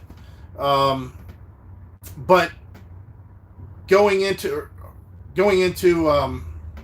what's the other one? The 430 gear model, and with the 6-speed, you might be, in fourth. And with this transmission, with a 10-speed, you might be in fifth. I mean, there's just so many gears. I mean, the rear end gear is really for the low end through town. You're very light on the pedal. The mechanical advantage of those gears with those, first 4 gears in the transmission, it just shifts real nice and easy all through town. It's just, I could tell because of that old 97 we had, it was only a 3-speed with overdrive, and it had 410 gears in it. And you've seen the kind of gas mileage. We did pretty good with our gas mileage. We was pulling, the trailer was only 5,500 pounds, but still, it did really good with gas mileage. And I was very happy with it, but I wish it had more gears. And, of course, it had the 2019 6.2 had more horsepower and torque than our 460 did, and it had a 6-speed. So that's kind of why we went to it. So you might be able to find right now the 7.3 is what everybody wants.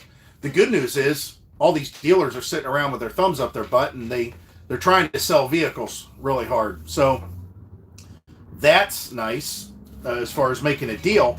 However, if you could find the right 6.2, like I said, an F350, 6.2, 430 gears, I'd have to see the price difference and what you got to figure. The 7.3 is a $1,700 option. I wish I got 373s instead of 355s. You'd get a 975 gear too. I don't know what gear size. I know we have a big differential in the back. I don't know what it is, but I mean, hey Steve, you already know. I'm not telling you anything new, and I don't want to rub it in, but I would never get anything with a 355. Not unless I was doing highway driving, lightweight towing, hauling, something like that. I mean, real lightweight. I wouldn't want a 355. That just, I never wanted to. I had a 355 on my F-150 that had the 4-speed with overdrive, and I towed the RV. Like I said, it's 5,500 pounds. We towed that up to Put-in Bay, and of course that truck didn't have a ton of horsepower, even though I did a lot of work to it. Long tube headers, no catalytic converters, no air pump, MSD ignition, all kinds of aftermarket ignition system as far as plug wires and that. Howdy, Michigan. But yeah, I didn't like that it had 355s. It didn't feel good. And think about that. It's 3 weeks old, F-150. Well, the good news is it's 10-speed, so you got a lot of gears there. That helps a little bit. I still wouldn't want a 355 gear. 373, you hardly notice. Back, I just mentioned my 89 5-liter Mustang that we went to Florida and back. It had 373s in it, and I kind of wish I went to 410s after, and that was only with a 4-speed, 3-speed with an overdrive. And I thought, man, I can't even really notice the 373s except the RPMs went up a little bit when I'm in overdrive. Not much though. And I wish I would have got 410s. Both those Lincoln Town cars, hey Mike, both those Lincoln Town cars we had, that 88 and the 89, came factory with 410 gears in them. And they were highway drivers. I mean, I'd get up the highway speeds and just float right along. Felt great. In city was awesome. That 410 gear, like I said, to leave the lights and go through the gears and everything, it's just effortless. It just makes everything smoother. And then, of course, the 97 F250 that we had, same thing with that. The 410 gear in the back of that truck made it so nice and easy to drive through town. When we're pulling the RV, it made it really nice and easy, even with only 3 gears and an overdrive. And even in overdrive, it was nice because that 410 put the RPMs up high enough and the engine had enough torque at the low end that it could stay in overdrive. And when it kicked down, you tighten his 392 gears. Yeah, I would think that it would have to with that engine. That's kind of a high revving engine. It likes to operate a little bit higher.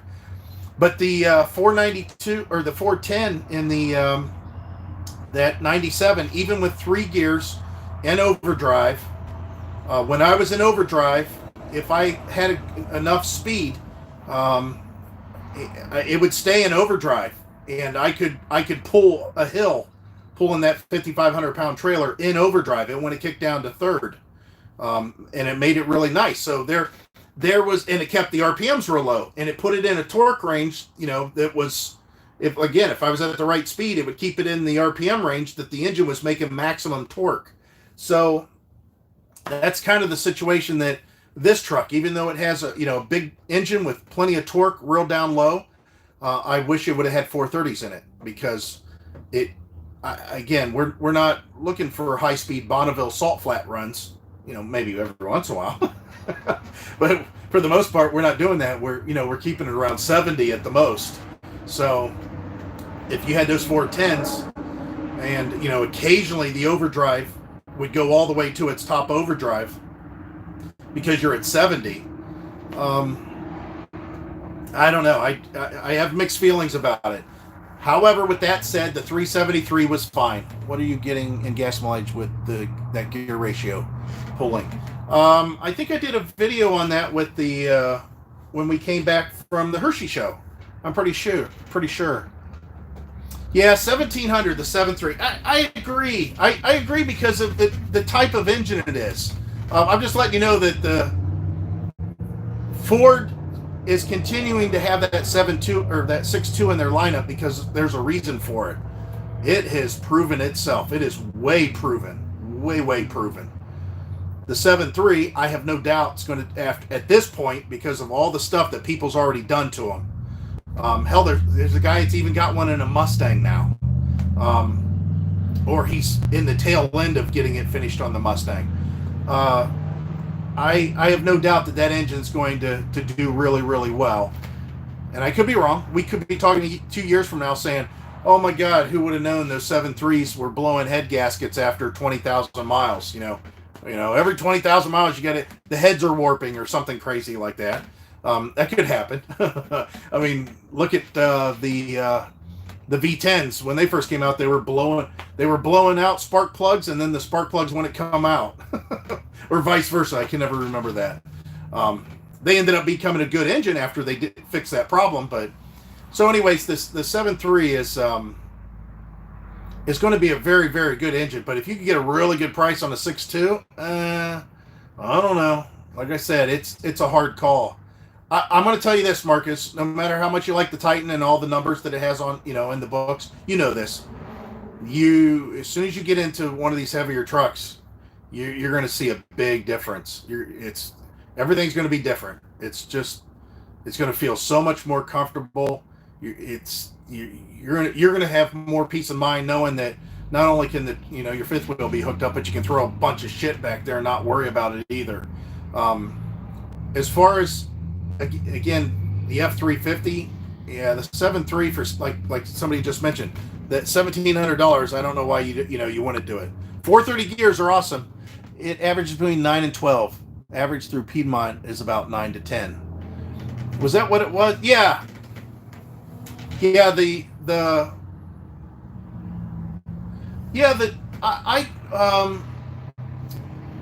new F350, I expect that to do pretty good so far. I mean, the engine's not broken, nothing.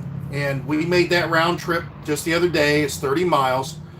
The most bit of highway that we got to see of any kind is what you see out here. It kind of looks that way going towards Salem. So basically 55, 60 miles an hour. And then there's a bunch of curvy roads, uphills, downhills. And there's no real straightaway to get to the Ford dealer where we were at. And when we were finished, I put it on eco mode. That's something else that the 10 speeds have in the 2020s that my 2019 didn't have, was different modes of the transmission. You either had tow haul or you didn't have tow haul. That's all there was. And this one, it has like mud and snow and economy and tow haul. So I put it on economy. makes the pedal like a mushy sponge. I mean, you give it the gas and it's just like, do you really want to push the gas? Are you sure you want the engine to go? Okay, let's decide. Yeah, let's go ahead and make the engine go. It's real slow. It's just real gradual. I understand what they're doing there. But anyways, I did have it on eco mode, and I did a little bit of hypermiling, just paying attention to the terrain, making a general increase in speed going down a hill to gradually lose speed going up the next hill, that kind of a thing. And the truck did 15.8 miles per gallon in that 30-mile loop. And it's not broken, it's only got, I don't know, maybe 100 miles on it. No, it can't even have that. So 19, come up, maybe 70 miles in it now. So I'm sure it'll do really well. I mean, that 10-speed transmission, there's just so many freaking gears there. And I think, of course, speed has a lot to do with it. I mean, I did that on that video on our 97 F250. I couldn't believe the difference on how the truck felt really good at like 72, 73 miles an hour. And it felt really good at like 60 to 64 miles an hour. But of course, I wanted to travel faster, so I did that higher speed for a time after I did that lower speed for a time. And the gas gauge just moved. That 38-gallon tank, I was watching the gauge move. I'm like, wow. So the speed difference just killed the gas mileage hard. Like I said, it's a game. It all depends how you drive and that. But I'm expecting that when we're towing, like Herbie had mentioned, even on this 9 to 10 to 12, I don't see why not. I mean, I don't know though. It's really hard to say. I can't wait to find out. I can't wait to show you guys that too. But we have like 1,000 miles that we got to work with it. What I would like to do, and I didn't get to do it today. Tomorrow I'm going to be really rushed because tomorrow I need to put some urethane underneath those front caps on the bed before the cap gets put on the truck. So I'm going to put some urethane there and push them forward so they're sealed off on both sides. And then I think if I can do it, if they're open, I'm going to take it up to the feed store. I like to weigh the truck. Actually, I don't need to weigh the truck. I don't know why I do that. I mean, the numbers are in the door. It says what the truck can weigh, and then it shows what your payload is. Well, you take what the truck can weigh, and you minus that yellow sticker that tells you your payload capacity or your cargo capacity, and that's what your truck weighs. Not the GVW, not the whole thing, but yeah, it's whatever the weight is, whatever the weight rating is.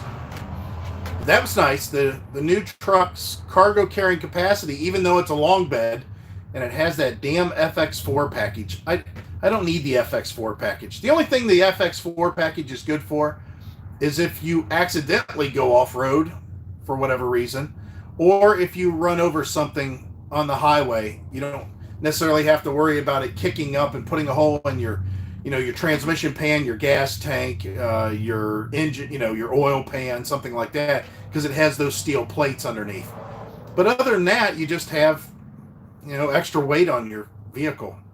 So, the truck, I mean, it's long bed, crew cab, and I'm sure it's going to be pull the skid plates and increase your payload. Yeah, the payload on the truck is 4,050 pounds. The cargo carrying capacity is 4,050. So I don't know I didn't look to see what the rear, I didn't look at the door tag. Well, my phone's being used. That's where, looking around for my phone, guys. I swear to God, I'm getting Alzheimer's. It's amazing. But the payload capacity is pretty decent on that. The old truck wasn't bad. The old truck was 3,000 something. I can't remember what it was. Of course, putting the cap on there is going to take away from that. I do like having that, 2,000 more than you have now. Absolutely, yeah. Like I said, I'm just feeding the fire. You guys know.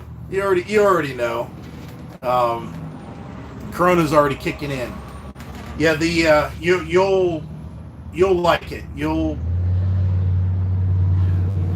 When I went from our F1, even pulling the 5500 old Terry camper, when I had the F-150 that had, Hellwig helper springs on the back. I had the long tube headers for more power, all that MSD stuff, 4-core radiator. I'm sorry, 3-core radiator with heavy duty cooling fan on that. The MSD ignition system. I did all that work to that F-150, and I pulled the camper. When we went to lock 30, it felt really odd, which I mentioned in the chat that we had out at the campground at that point. And then we went to Put in Bay or East Harbor.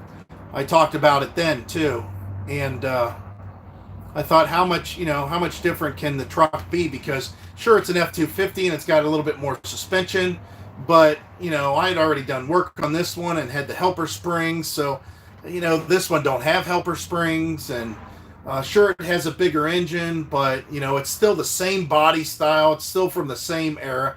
How much different can it be? And wow, I mean, first tow we went with, I was telling Heidi, we went up the street and I said, this truck's not even, first of all, the engine, I'm like, this truck's not even huffing. And I said, it's pulling it up the hill. I said, by now I would already run out first gear and been at the bottom of second, just climbing with second.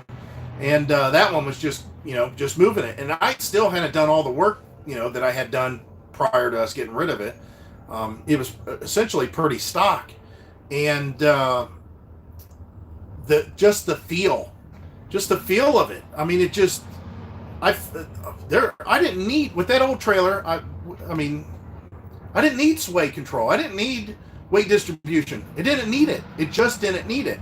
I used it because it made it a little bit better, but it just didn't need it. So when we went to like Paradise down here, and when we went somewhere else, I can't remember, somewhere real close, I think Guilford, when we went to Guilford, I never hooked it up. I never hooked up the sway control. I never hooked up the weight distribution.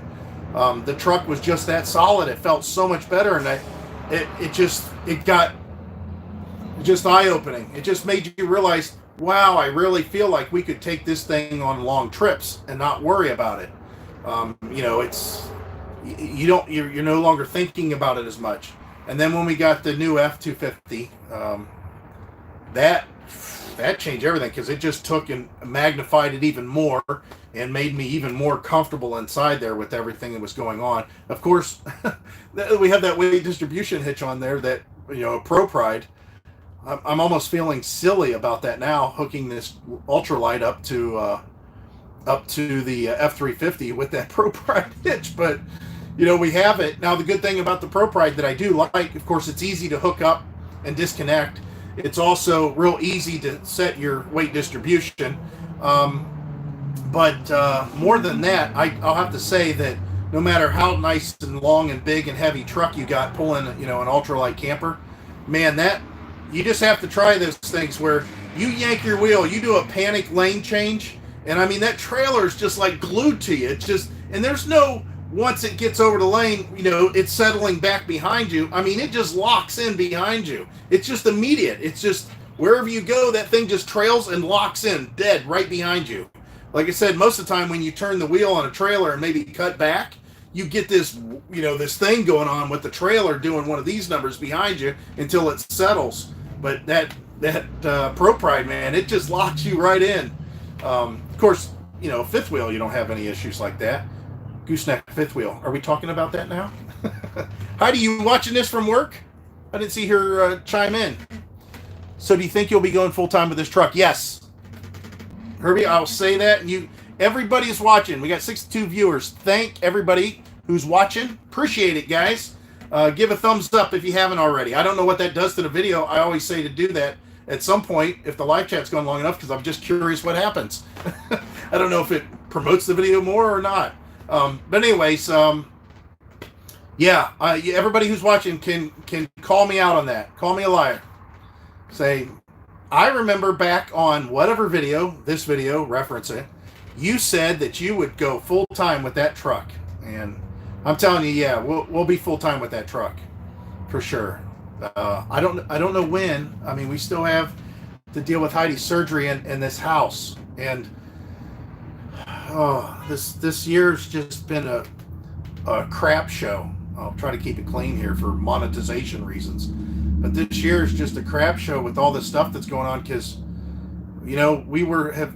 It's good and it's bad. I mean, a lot of this stuff that's happening now, I don't think would have happened necessarily, because we thought about it more. We decided that life's too short. We've said that plenty of times before, but I mean, this really brought it to light. And me and Heidi's thinking, boy, you got to quarantine yourself to make sure you don't get infected. She's going to work every day dealing with these jerk-offs coming in, doing what they're doing, and she can't really get away. I mean, she could, but then she'd have to quit. But she wants to use her health insurance so she can get this surgery taken care of without it all coming out of our pocket, which we could pay for it, but then we'd be that much further behind on some level. But all that came to light because of this situation, but we should have already had a camping trip or two in at this point. Of course we didn't. We can't. And I don't know. I'm just caught. It just saddens me about the whole situation. What are full-timers doing for places to stay during the COVID? Kind of scary stuff. I don't know. Everybody seems to have a family relative somewhere they can tuck away. I don't think it's as big a deal as most people make it out to be. I mean, you got to figure that a lot of the YouTube channels, the drama sells a little bit. So, if they put on, what am I doing? I'm stuck. I'm stranded. I don't have a place. Campgrounds are closed. That kind of thing. I don't know. And honestly, I don't know for sure, but I bet if I called some of these campgrounds and just told them flat out, hey, listen, I live on the road full time. Do you have I know that you're supposed to be closed, but do you have a place that I can just park? I'm sure that they would. Plus, I'm not saying at home. Yeah, I agree. But boondockers welcome. If you've got a unit that's under, I don't know, I think I put 30 foot. If it's a motorhome, or even other unit, we're on boondockers welcome. Nobody's called and said, hey, we need a place to stay. We're stuck. Now, granted, we're not in a good place for winter or early spring. It's still cool here, but there's a lot of people that's starting to go camping. Want to be in my face. I'm trying to stay at work for my full pension. Yeah. I don't understand that. Herbie, just go down to your tactical team and just get that full face. Get some of that riot gear. Grab one of those face shields. That'd be awesome. Lori Cochran, thank you very much, Lori. We got a super chat from Lori. Thank you. Really appreciate that. I didn't expect that. This is definitely wow. I'm overwhelmed. I don't even know what to say about that. Thank you. I can just say thank you. That's awesome. That is so awesome. I appreciate that. This was just kind of an impromptu live chat, but I like to think that sometimes people have different schedules than 9 to 5. Oh, you're in Hartville. What are you doing? How do I know you somehow? Do you know my family somehow? Are you friends with my family over there?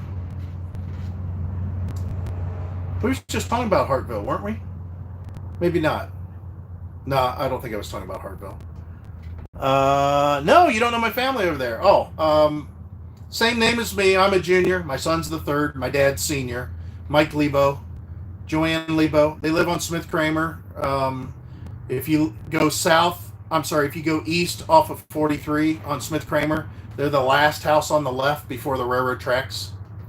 Oh, cool. You watch this all the time. Awesome.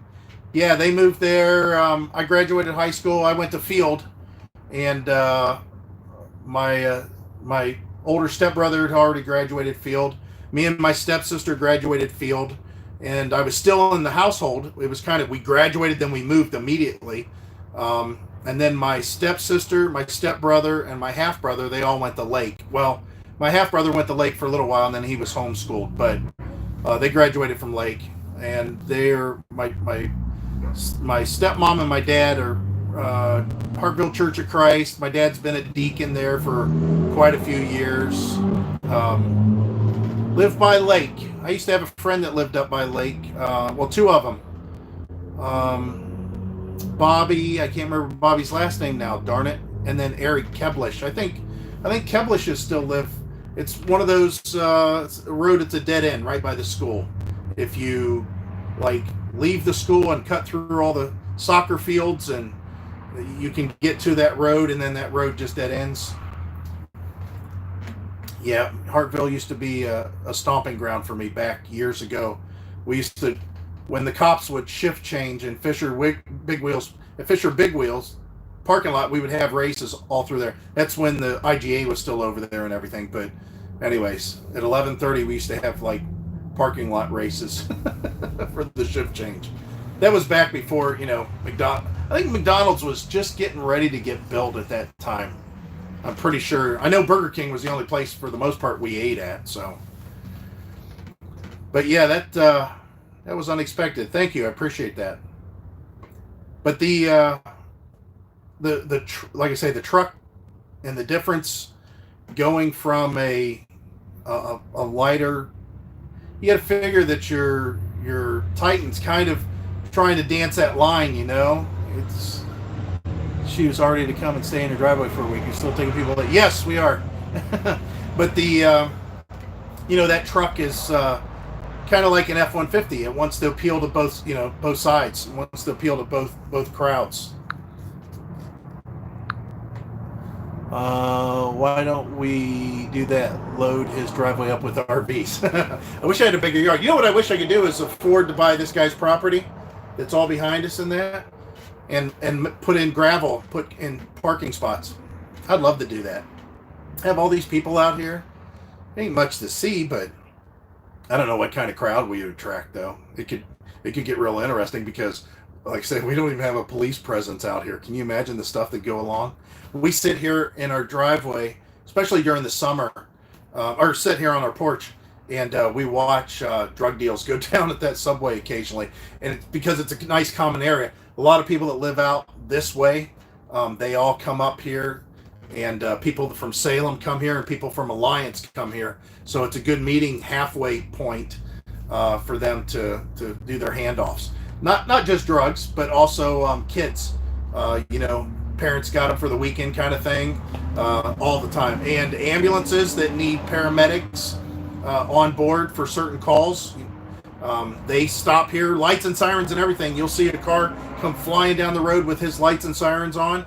He'll park it in the parking lot, and then all of a sudden here comes an ambulance. The ambulance will stop, he'll hop in, and then they'll go on their call. That happens a lot. It's just like a kind of a get-together spot here. So I don't know what a camping parking thing would do out here, but yeah, load up the driveway.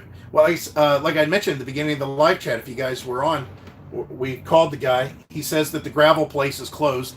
We're on a list at this point, but we're going to get gravel and go ahead and extend our driveway down to the shed and make it wider. And we're going to park our RV on this side over here, give us a little bit more room, and expose the RV to sun in a different way. But more importantly, it'll make it easier for us to get in and out. We weren't going to do that, but Heidi said that she wants to stay working just for her surgery until her surgery's done. That's perfect. People go, I didn't see everything. People go to forest campgrounds to birdwatch. We'll come to your driveway, watch the drug deals go down. I got binoculars. Never use them, but I got them.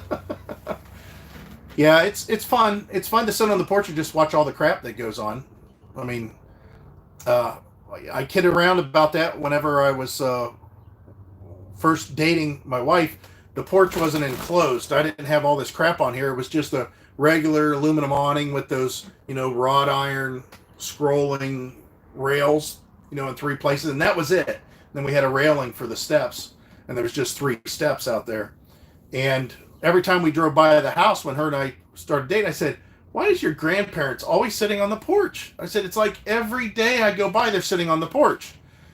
Well, my grandparents were in Florida, of course, they were always indoors, or they were fishing. They were out or my grandmother was in the garden all the time. So I didn't understand. I just had to compare it to my grandparents. And obviously, reason my grandparents down there would stay indoors because it was hot, or when it got cooler at nights, they would do that. Well, it sounds like a stakeout to me. Been there, done that. So we moved in the house and found ourselves sitting on the porch almost all the time. And it dawned on me, oh my God, we already became, Heidi's grandparents. And then I enclosed the porch, and then we really sat out here all the time. Yeah, it's funny. People watching, don't have to go to the mall. I can see it here. And the thing is they're still in their cars, so they feel secure. So the stuff that they're throwing out at each other, yelling and stuff, this road is very, now granted, because of the whole COVID thing, it's changed entirely. We do have a lot of traffic that's picked up. I have to say, in the last 2 weeks, our traffic has quadrupled from the week and maybe week and a half prior. The traffic's almost back up to full traffic the way it used to be. So that's kind of scary. A lot of people are getting out. But anyways, the way the road is designed, people get stuck behind people from Alliance all the way to this point, and then the same from this distance from Salem all the way to this point. So whenever people, and it's not easy to get out on 62 in some of these spots coming from like Sebring and that, so people have a tendency to pull out in front of people, or they cut people off, and this is the first traffic light, they get the vent. So they get out of their cars, they're yelling at each other and stuff. You cut me off, what the hell are you doing? That kind of a thing. Coming the other way, the people have now followed single file in hardly any passing zones all the way from Salem to this point. And the road, as soon as they get through the traffic light, becomes 2 lanes until you get to the top of the hill, and it goes back to 1 again. So you can imagine it's just a full-blown race at that point to see how many people, because then there's really no passing until you get another like 2 miles up the road, and even that passing is definitely not guaranteed because of all the oncoming traffic coming from Alliance. So it's just, there's a lot of traffic here. Back in the 90s, I don't know if they've done it since then, but back in the late 90s, they surveyed, ODOT came out, put those rubber cords out and everything, and this was the busiest intersection in Columbiana County, and it doesn't surprise me at all. There's a lot of traffic goes through here. That's why we think the house would be real easy to sell. That's why our garage sales always do real well, and that's why my business, everything I put in the yard would sell. I didn't have to advertise ever. Just put a sign up. I mean, we sold our RV, we sold our trucks, we sell all our cars. You heard all the cars that we had since we moved in here. Every one of them, you just put them out in the yard and they pretty much sell. That's it. Now, I have to say that occasionally we get some stuff that we put out there and it doesn't go for whatever reason, wrong time of year or whatever, but for the most part, everything sells out there. Hello there. Hi, Tim's been laid off for 5 weeks, got 1 week of unemployment. Got 1 week of unemployment, spending hours upon hours of trying. Yeah. So technically, I'm a 1099 gig worker, and they said that I could apply for unemployment to compensate for the lack of videos being posted, is what I'm got in my frame of mind. Because I don't know how it affects that we're not on the road doing what our channel's supposed to be doing, and that is documenting us going full-time and also our travels. Well, like I said, this time of year I would have already done at least 1 camping trip, probably 2, and we would have probably been further along with some of these modifications and stuff on some level. But I mean, I don't know what that means for the channel 6 months from now or next year. A lot of people, when they sign on, they may go back and look and get a running start, or maybe one of those videos piqued their interest. Yeah, I am sorry to hear that, Brenda, as Marcus just mentioned. I don't even know what to think about half this crap. What my favorite part is, though, and I don't know if you guys, everybody that's in Ohio that watches this stuff, that is, concerned about how things are going, you guys are going to hear the same thing whenever the consolation that's given about, well, we try to call and it's a busy signal. We try to call and there's no answer. We try to call and it just says try again later. We need somebody to talk to. And they say, well, we're putting more people on. We're staffing more. And they are. They're staffing more. They usually have, I don't know, they said, I think 200 or something. They have like 1,200 now. But their consolation, which I don't like when they say at all. And they say, we understand that you're frustrated, and we understand that you're having a hard time, and we understand that, you can't get through. And then this is their consolation speech. But just remember that, don't worry, whenever it is up and running, and you guys, whenever it's all, we're going to retro pay. We'll make sure that we retro pay when you first became eligible for that. So you're not losing out on your pay. And I told my brother that, and my brother goes, yeah, that helps. Here's a guy lost his house, is sick, healthy, living on the street, lost his car, but now he's starting to get his paychecks finally after 4 months. It's true. I mean, the whole idea was this was supposed to help stimulate the economy. Well, if you don't put the money in the hands of the people that need it so they can spend it the way that they're normally spending it, it's not going to stimulate the economy. I don't care if you decide to give it all to me at the end of the year. That's not going to help you or the country now. So it defeats the whole purpose. I mean, it's like paying for insurance and then you don't get to collect the insurance when you need it the most. It's bad. It's just bad. And again, I hate, we know what the problem is. We understand the problem. We understand that the system wasn't designed for this. We understand this is unprecedented. We understand that it's a slower process. We understand all that. We don't want to hear why all this is going on. We want to hear what you're going to do to make it happen. I mean, there's things they could do. I'm sure there's something that they could have done, that they could have taken and started manually taking calls and making decisions on the spot. Making decisions about people that fit into the category perfect.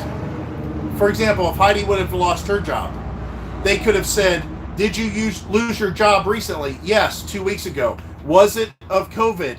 Yes, our business shut down. That's why. Are you needing money? Yes.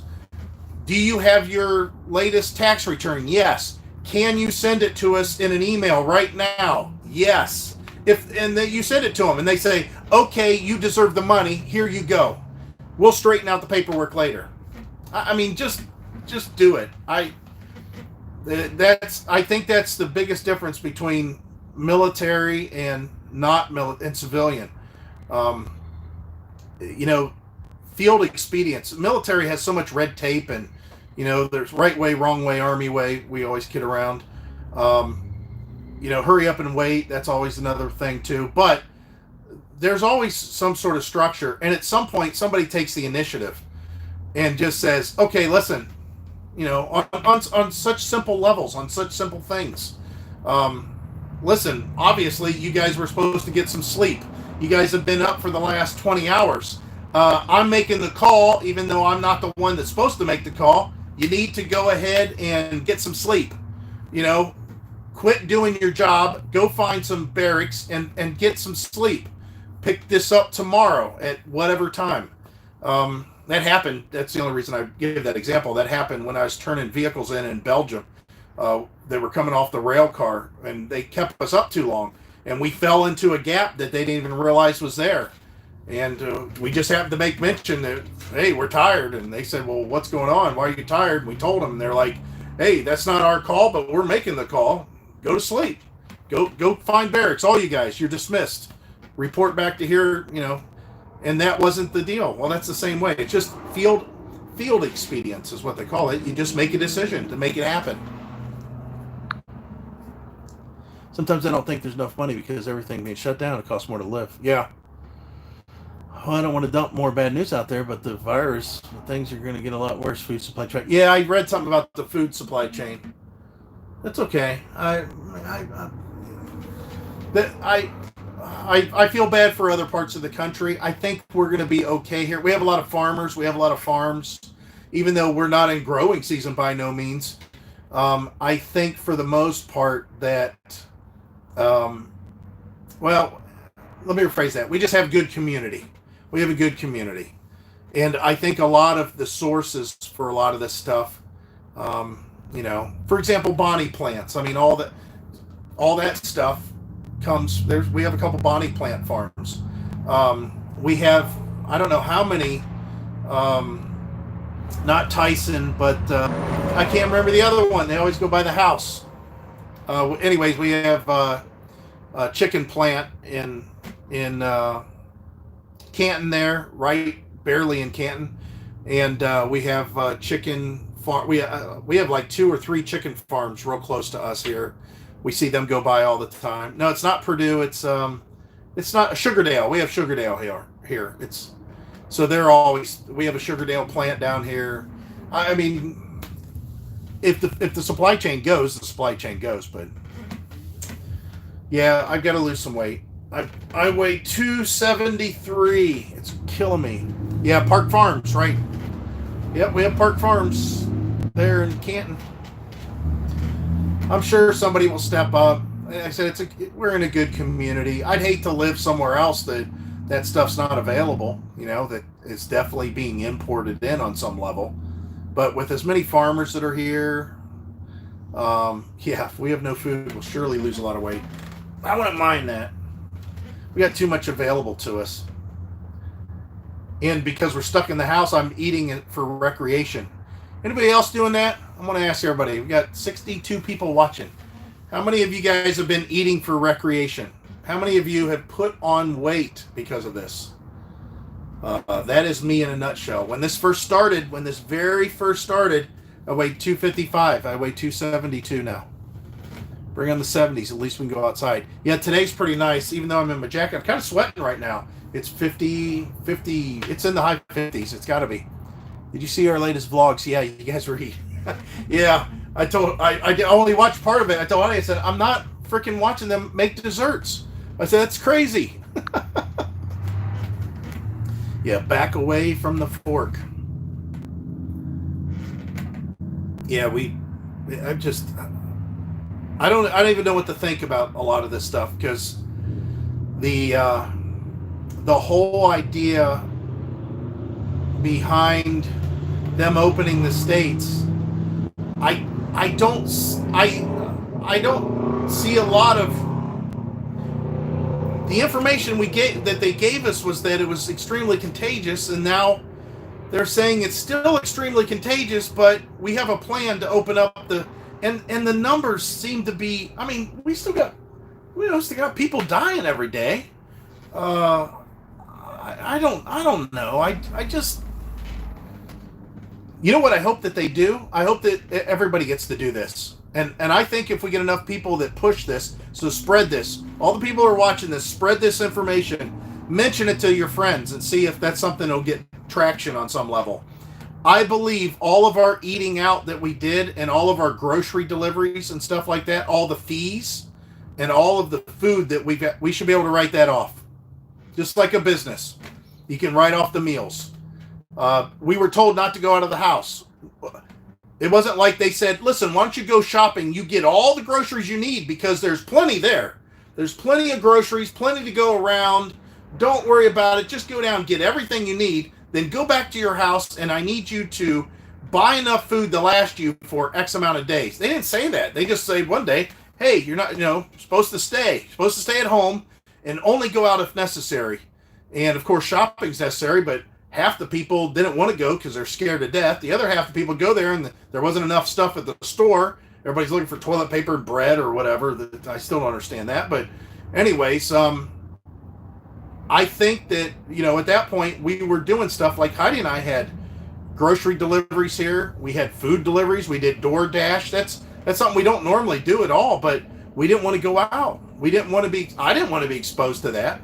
Heidi, she was being exposed to it at her work, but she had control over it to where she would come home and immediately disinfect, wash all her clothes before she came into the house. Our shower, right inside the door here, is the door to the basement, and then you go down. There's a shower. The shower's downstairs with the laundry is also downstairs. So, anyways, I think that we should be able to write off all the extra expenses that's involved with our eating out because of this whole thing. What do you guys think? Think we might be able to get that done? You know, fast food. I got so many fast food deliveries, and they it's expensive. Between you know, they got some sort of a service fee, of course your taxes, and then you have a delivery fee, possibly. Usually the service fee covers that, but then you have your tip for the driver. I mean, it's like and I don't tip lightly. I'm not a light tipper. I've never been that way. I think I mentioned that before. If you guys don't remember, my sister, when she was in high school, she worked as a waitress, and I remember how it would make her or break her as far as like her car payment and stuff like that. And I'm talking about that 83 Mustang sedan that I ended up owning. That was a make or break for her, just based on her tips and how much she got. So, yeah, I don't.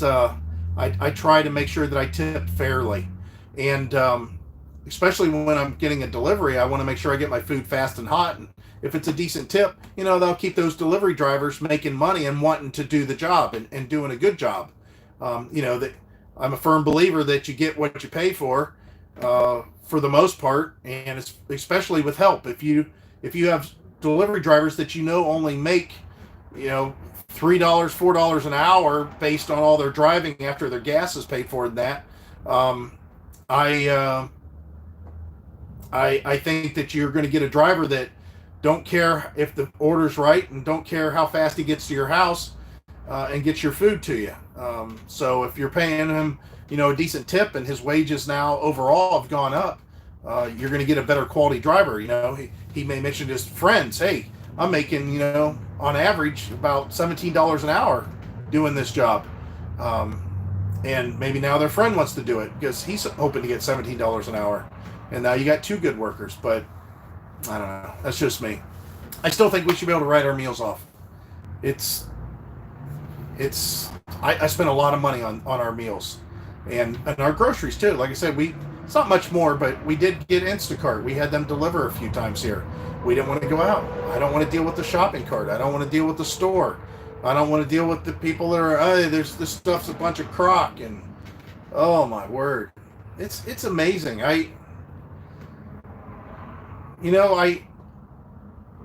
It's one thing to have your own belief on this and think that maybe this isn't real, you know, maybe somehow it's made up or something like that. But it's another to have a protest and get in other people's faces and argue with them and potentially, even if they didn't do that, potentially cause an issue with some. I mean, even if somebody said, for example, I can't go in my backyard and shoot at my shed, you know, with a pistol. I mean, I can. The chances of me going through the shed or, you know, for it to ricochet or something is very, very, you know, it's hardly anything at all. But there is a chance. So I don't do it. I could, but I don't do it because I respect the neighbors and it could potentially kill them. That's kind of with the coronavirus. You know, maybe this doesn't. You know, maybe I won't get it. Maybe I'm not going to be infected by it. Maybe you're not going to get it. Maybe you're not going to die from it. But there's a chance. There's still a chance it might happen. So, as a person that don't believe, you know, I don't know, the chance of that's so slim, I'm going to go out and shoot my gun anyways. I'm going to go out and cough and do whatever I want and no mask anyways. I don't care. Because the chances are so damn slim, I can't believe it's going to happen. Well, like I said, you know, people's lives could potentially be on the line. So are you going to take that chance? And I mean, most people would take that chance because you can't track it back like a gun. You know, you can't say, hey, listen, this guy was shooting, I heard it, and you go over there and see that he's putting holes in his shed. You can pretty much put two and two together. That's how this guy got shot back here. Well, with the coronavirus, if it is something that can be contracted relatively easy, and some guy's out there saying, that's a bunch of crap, I don't believe in it. I don't wash my hands. I don't even bother wearing a mask. That's a bunch of crap. You can't track it. If you do catch it, you can't say, hey, that guy is definitely the one that gave it to me. So that's why a lot of those people do that. They know they can get away with it, and it's not really tracked. You know, like I said, it's a respect thing. At this point, it's really a respect thing. If you don't respect the people around you, and you don't respect the potential to kill somebody, and the power that holds, and you don't respect the others, belief that's around you, then go ahead, be that person. But it's comeuppance. There's a reason there's a word such as that, comeuppance, or a phrase. It happens. Karma. It's all about karma. You got to think about what you're doing out there. And like I said, I hate the fact that Heidi's got to. We may have to pull the Band-Aid off soon. Yeah, I agree with that. Yeah, I think that there's things that need to be. Well, again, it's the problem with what I remember about years ago going out having the delivery who's say they don't have this mess. Like you damn do. Yeah, we have the huge portion of them locked in. Here's the thing with reminds me back whenever I worked at Summit Racing. I worked in customer service, and they talked about how they wanted their sales. I worked in customer service experience, and first to get some experience, then I went to sales. And when I was in sales, they said, "Listen, you've got customer service experience now. We want you to bring that customer service experience over to the sales team and make sure that these customers, get the attention that they need." So I did, and I brought it the way that I know how, and you can see lots of talking, lots of communication, very open, very transparent, answer every question that I could possibly, they could come up with that I could answer, correctly. Tell them when I didn't know, that kind of a thing. Look up stuff when I didn't know it, research it, whatever the case may be, all to make a sale. Well, at some point after I did that for a couple of months, I was brought into the office for my normal reviews, and they brought in, they started looking at numbers, and they're talking about talk time and calls that are handled and how many calls get transferred to the tech line, and how many calls get transferred back from the tech line. And a lot of times that was me transferring calls that I had no clue of what they were talking about, maybe on a much more technical level than I could get into. I would send it over to the tech line. They would research it. Maybe it's because it's on a Pontiac or something, and then they would send it back. All that stuff took away from the customer calling in, getting handled, and being sent on his way. And at that point, they were saying that the customer service aspect wasn't as important as I was wanting it to be. I knew how to do customer service, and I knew the level of customer service that should have been done, but now they're saying that the numbers make a difference and that we need to push product and get people in and out of here. I don't remember customer service ever being trained to customer service, and at some point they say, make sure the customer gets pushed product and get them in and out as fast as possible. I don't remember ever that being a training mantra anywhere from anybody that's handling customers on any level. I don't think I ever want to feel that as a customer. And if I do, I'm going to sense it and I'm going to be upset about it. Well, that's kind of what I think that the situation is with Heidi's work. Oh, we're going to stay open and we're going to do everything we possibly can to make sure you're 100% safe. Our employees are the most important part. They are got to be the safest. Okay, then why are customers entering the store still to this day? They don't have to. They want the customers to come in because that gets them to spend more money. Why are they still taking cash? Because they want to. They're afraid that somebody who has a credit card, that don't like the banks, whatever, they don't believe in that, they're not going to come in and buy their parts there because we say, hey, we want credit cards only, because that's how they get you. If you get your credit card, that's how they get you. The man knows about you then. They track your whatever. She's got those kind of people that come into her work. But anyways, even the people that don't do that and just like to deal in cash, they have to handle cash because of that, even though they don't have to. If their people were really that much of a concern with them, why would they allow those opportunities for her still to be infected happen? She just got masked last week. Or I should say, 2 days before she went on vacation. They got masks in her store. It took 2 weeks to get there. She had a mask that her mom had made for her, but it took 2 weeks for the store to start supplying masks, even though she had to be there every day and deal with people. Yeah, you're right. So we started showing that a field stock market might probably spend around $4,000 grand, everything changed. Yeah, they are lucky to have Heidi. I mean, her loyalty that she feels to that company, I told her, and I don't want to make her feel bad, but I told her, I said, you're never going to get repaid. You're never going to get for that loyalty that you gave them. You're not going to get that repaid in the same manner. It's not going to happen. That company, she's a number. She's employee number, whatever. 535, whatever it is. I can't remember the last two. But that's her employee number. That's who she is. That's her store. She's been there forever. It doesn't make a difference to them that there were days that she had to have our kids at her work for a couple hours till I could come pick them up when I got off work. And we're having to go back to normal hours. Yeah, she'll have to go back to normal hours too shortly, I'm sure of it. But again, they don't remember all this stuff. I mean, they don't realize that she literally has customers that she's been dealing with, and she's now dealing with their grown kids. You know, when they came in, they were just, you know, kids in their parents' arms. You know, hey, this is my daughter Macy. Say hi, Macy. You know, Macy's 2 years old. Well, now Macy's 24 years old now, and she's buying parts for her car there. And those customers are coming back because they remember, you know, Macy remembers dealing with this girl at the parts store when she was 2 and 3 years old with her dad.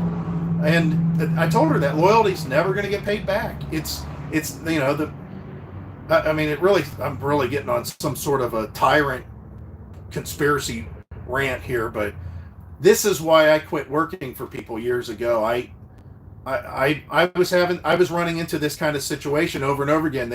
They would ask so much from you and not want to give much in turn. And I started learning words like pay compression and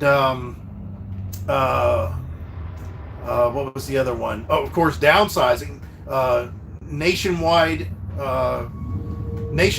reduction in workforce. The one thing that I would have quit so many times years ago with Heidi was she, for 5 or 6 years, I think it was. I don't think it was 6. I think it was 5 years. Heidi's store for 3 of those years came in 2%, top 2% of the entire country. She won District Manager of the Year 2 times, and she came runner-up 3 times. So it must have been 5. I think it was 5 years that all that happened. Yeah, because 3 times she came runner-up. She got a total of 10 cents raise over those 5 years. Her hourly rate went up 10 cents over those 5 years, even though those accomplishments were going on. That makes you want to go in and just shoot somebody. At that point, and again, I'm probably just as bad at making Heidi feel bad about it as her work is making her feel bad about it. And that's because I can't let it go. And I'm telling her, this job sucks. Why you keep on doing it? Why do you let them treat you that way? You know? And so I make matters worse, you know? At some point I reconcile and I encourage her and try to do what I can. But the whole idea is it's corporate America, and it's taking advantage of her. In the meantime, she's got her 4th district manager, her 3rd regional manager. You know, they all have their own ideas. She got to go through all these changes. They've restructured her division for her to. First, she belongs to the division that's got a bunch of Pittsburgh stores in it. Now she belongs to a division that has a bunch of Akron and Cleveland stores in it. Now she belongs to a division that has a bunch of stores that, you know, go all the way down to the West Virginia border. And she just gets bounced around, and all the time she just goes in, you know, nose to the grindstone, does her job, clocks in, clocks out, does everything she's supposed to. And, all day long, she's got texts coming through from her employees all day. Every time the wind blows and the door's ajar or the alarm goes off, they're always calling her and asking her what to do. And she's just all this stuff, all these years. But she enjoys the hectic pace of her job because it's like every day. Dude, just got done running errands and filling my face. Yeah, we're all filling our face. My face is getting awful big. So I got more ways to fill it. Oh my gosh, that's them being difficult and lining their pockets. But Mike, as her husband, you're supposed to care and try to guide her. Yeah, I know. And don't get me wrong. I'm just telling you what I recognized on my part a couple of times, where I'm just hammering her and say, this, your job sucks. You need to quit that shit. But for the most part, she knows. For example, if her alarm goes off and she has to go up, meet the police up there and that, I'm going up with her at 2 a.m. I'm driving her just to make sure she's safe. I go up and help out. She's had customers, their cars have broken down. Like one guy, his son was getting a scholarship to Mount Union University football, which that's a big football program in the area. And their minivan broke down at the Holiday Inn in the parking lot. And the Holiday Inn called Heidi and said, hey, listen, there's a guy here that needs a starter for his van. Can I send him over? And she said, sure. And the guy walked over and he says, well, I need a van. My son's up here. He's being interviewed for this scholarship. And we stayed the night and now my van won't start. And he had to run down to the university, which was a pretty good, distance. And, do you know anybody that might be able to fix this? And, we hate to get it towed, but anyway, so I went up there and I replaced the starter for him in the parking lot.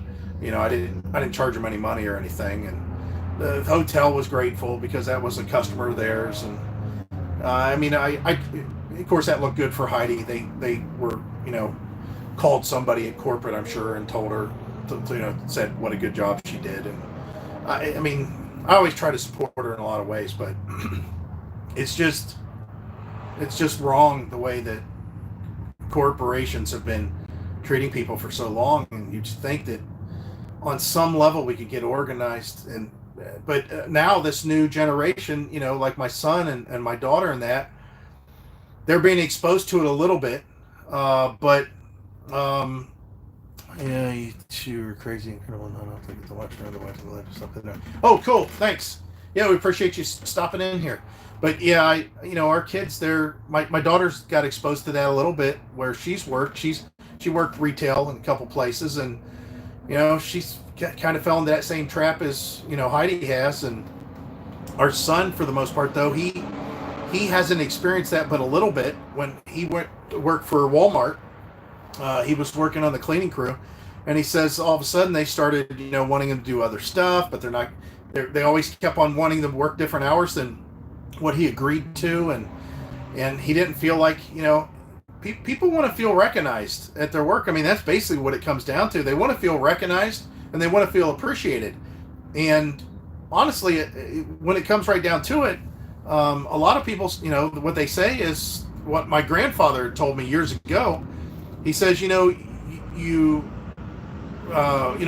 hours a week, you work for a living for 40 hours a week. He says, if you start getting over 40 hours a week, he says, you're living to work. And he says that's just not the way to go with things. And I fell in that category. And Heidi's been doing it for, she became an assistant manager and had to go to 50 hours a week probably about 16 years ago. So for 16 years, she's been working 50 hours a week.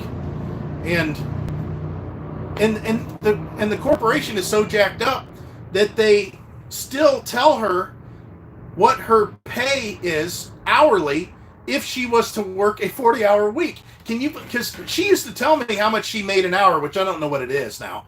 But she used to tell me, hey, I make X amount an hour, and that's what I'd have to make if I went somewhere else. I said, you don't make that much an hour. And what they do is they base her 50-hour work week and show her money that she brings home if it was a 40-hour work week to make it look like more money. And it's a corporate trick to fool people into thinking they're getting more an hourly than they are. I couldn't believe it. I said, if you were actually getting what you're supposed to be getting an hour, if you work, 50 hours, that's 10 hours regular time. That's 10 hours time and a half. I said, so that means your hourly wage would be whatever it was, X amount of dollars an hour. Then that would equal to what your weekly pay comes out to be. But instead, they just show it as that 50 hours is what a 40-hour work week pays. And that's what you get paid based on. That's how I told her that is the biggest crock. She can't stand whenever her and I talked about that in the past. But that's the kind of stuff that they do. And they think that people are idiots and that they don't, it's not that. It's just that, it's that little Honda. People that do that just, if you don't get at least time and a half, after 40, you're getting jacked in the, yeah.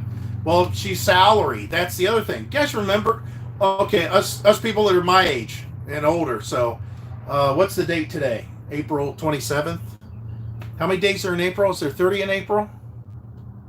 So 27, 28, 29, 30. So we got 3 days. And then, so in 13 days, I'll be 53. So people that are 53 years and older, you remember that, or being told, or at one point learning when early on, that if you could get a salary job, that's the way to go. That's the way to go, is get a salary job, because if you have to, if you're sick or you need to call off, or, you need some time out of the office to run errands or whatever, it didn't make a difference. Your paycheck was the same. You didn't clock in and clock out. You still get the same pay. And if some reason you had to work overtime, where you had to work like 50 hours for the week, you could put in for comp time. And you could use that comp time to either get paid, or you could use it as time off at, maybe the next week, or at least in that same pay period, you had to use your comp time. Nobody does that anymore that's on this low end. Thank Marcus, I think your birthday's coming up. Didn't you say that? But yeah, that's funny, that salary is the way to get screwed now. If your salary, you could pretty much just figure, I'm getting my ass worked to death and I'm going to get paid barely anything. Canadian Tire in Canada has terrible reputation, treatment poorly, low quality store brand. Yeah. I mean, there's a lot of places like that around here. I mean, like I said, Heidi's enjoyed her work. She's never really had to worry about a layoff for the most part. She's never had to worry about getting fired. She does her job. Occasionally she gets an award. But it's not until November. Oh, I thought yours was relatively soon. Must have been somebody else that was on here the other day. Anyways, it's kind of sad, the situation that a lot of these corporations put people in, because there's a lot of people that don't know any better, and they figure they'll work them for a few years till they figure out, oh, wait a minute, I shouldn't be doing this. I remember back whenever I was in the job, in the corporate world, working for the man, that's whenever I learned the lesson of jumping employers, chasing the next big paycheck. I never was taught that, and somebody mentioned it to me, and it was my boss, out of all people.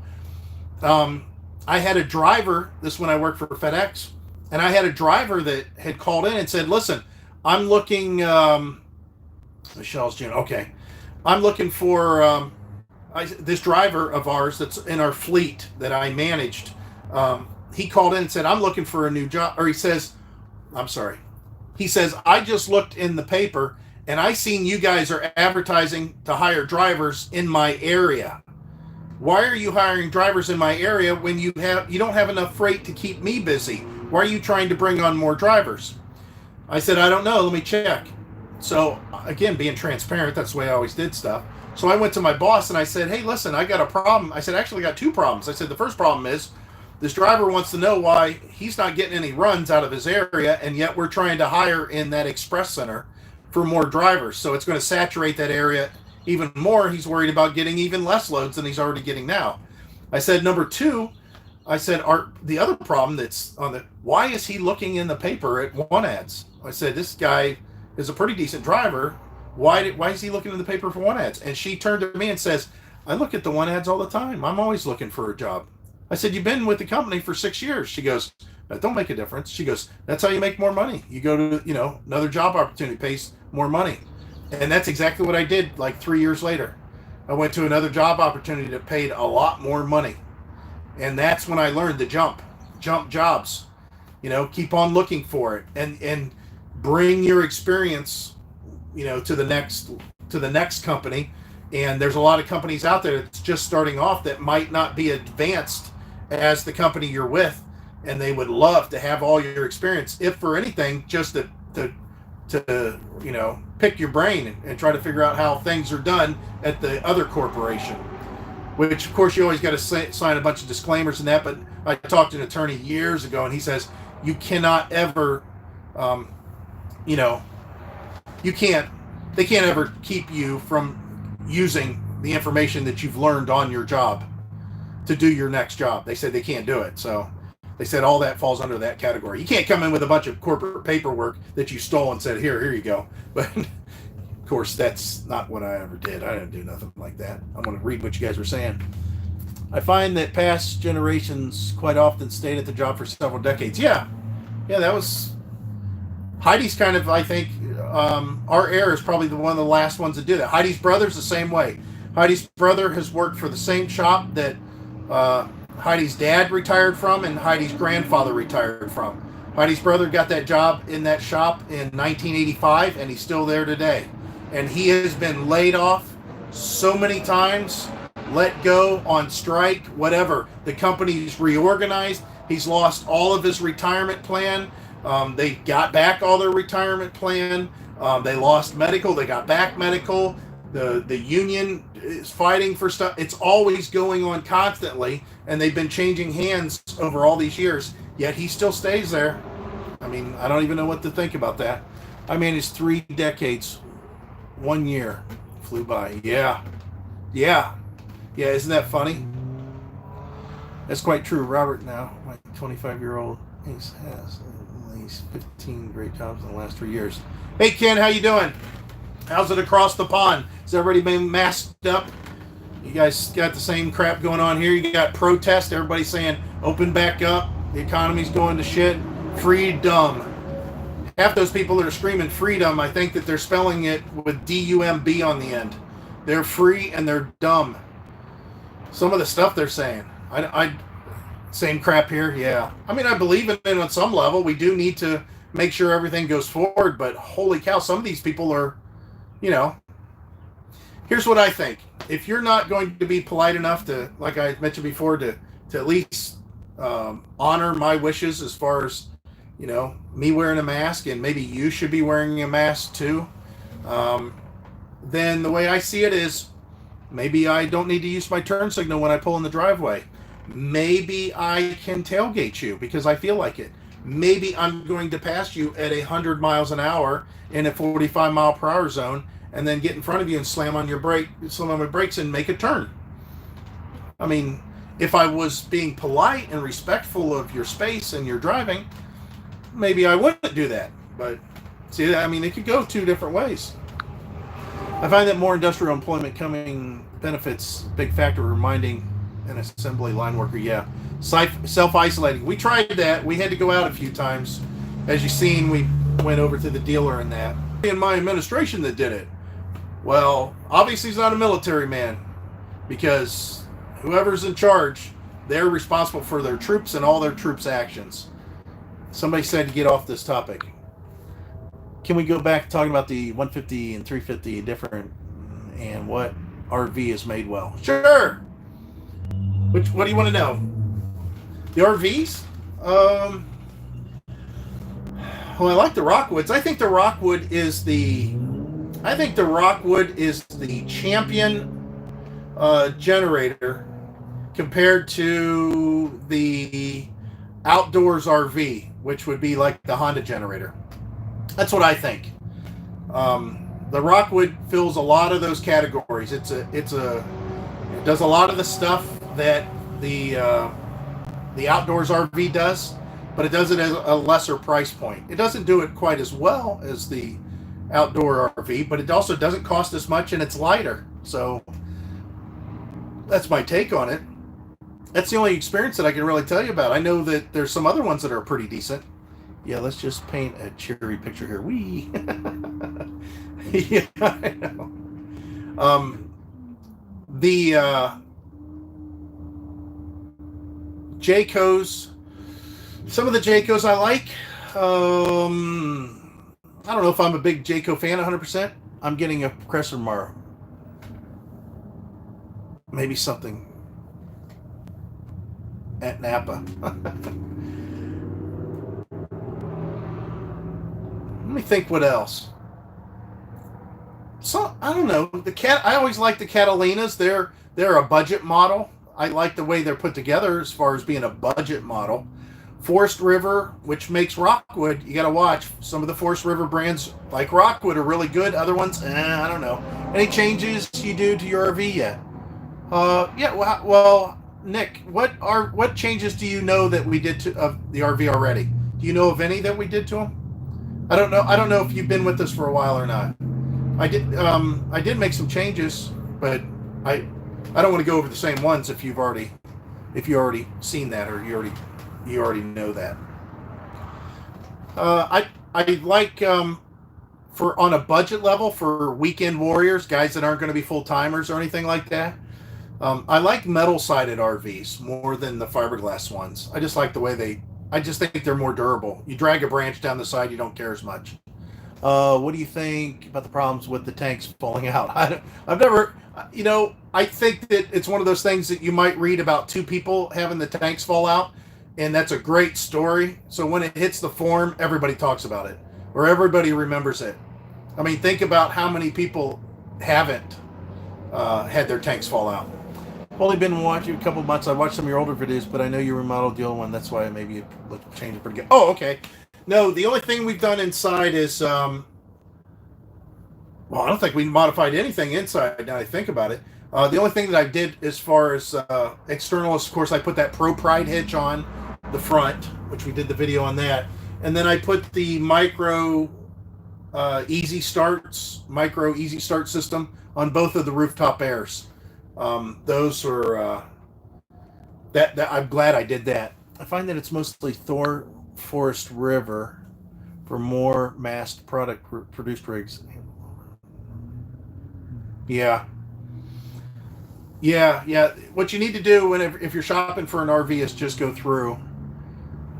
Yes, we'll definitely be doing some sort of a local trip. I don't know when, but we got to wait till the truck gets 1,000 miles. I might be able to sneak to West Branch. I wouldn't mind towing to West Branch, but still, the brands of RVs, it's just like everything else. A few years back, well, let's go back to, going back to make an example that everybody knows about about vehicles, for example. In 1975, 76, 77, 78, you go get yourself a Ford truck, an F-150, F-250, F-350, whatever. And those trucks are great trucks. They have their own following. They're sought after. They're good trucks. A lot of them are good trucks, even before that and after that, but those are good trucks. However, I wouldn't want a Pinto from that era. I mean, it was an okay car, but man, it's not like, a Honda of that era, a little Honda 600 or whatever those things were back then. Like a 79 F-150, great truck. 79 Mercury Bobcat or Ford Pinto, not a great car when you compare it to like a 79 Datsun F10, which was an incredible car. So yeah, the Myrtle Beach thing's still going on. So it's the same with the RVs. Whenever you start putting them in the brand categories, like I said, Forest River made the Rockwood. It's a good unit. Forest River makes some other ones, though. We went and looked at, and we did a video on, walking through RV shopping. Some of those, it's like, man, I don't even know what they were thinking putting these things together. It looked like they engineered them very well. They didn't think them out very well. The only thing that I could say for some of the Forest River brand RVs that are on the low end, back then at least, there's a couple years back, their cabinet space and storage space inside was incredible. They had cabinets everywhere, but some of their showers, I mean, you had to step up in over edges and you had to stoop down to use the shower. AMC Gremlin Pacer, yeah. There's a little following for those too. But looking for RVs, you just got to go look to see what you can find. Were you intimidated when you got the chair, like because of its size? It was bigger than your own? Nah, when I first drove it, I had to just get myself acclimated. It's mostly a matter of different pros and cons, different auto brands after the 80s. Yeah. But yeah, as far as whenever you get into towing it, you're gonna be uncomfortable on some level. I mean, you should be. You should be looking at everything. Should be extremely comfortable right off the bat. You shouldn't be white knuckled, just shaking, going, "Oh my God, that was just terrified." You should feel confident about what you're doing. Confident drivers, as long as you don't get overconfident like I do, because then I just drive like an idiot. But confident drivers are usually pretty good drivers because they are confident of what's going on the road and that they have an answer to whatever may pop up in their face. As far as the RV unit, when we went from the smaller one to the bigger one, of course it was back there and it's more mass back there. So I'm thinking, all right, I got to learn how this thing feels when I'm coming up to a stop. I got to think about how it feels going around a corner. Maybe if I come into a corner a little bit too fast, I need to know what that feels like so I can correct that or know how much is too much. The thing is I learned my towing. I was 19 or actually no, I was 20. I think I was 20 then, and I went to Germany, and man, I had a 5-ton wrecker, and I was towing a big 20. I can't remember what it was, a 20,000. Yeah, I think it was a 20 kW generator on a trailer, and I was going through these little tiny streets in Germany. Oh my God, these streets aren't made for what we're used to. Ken, you're on here. You're from a country that a lot of those streets exist.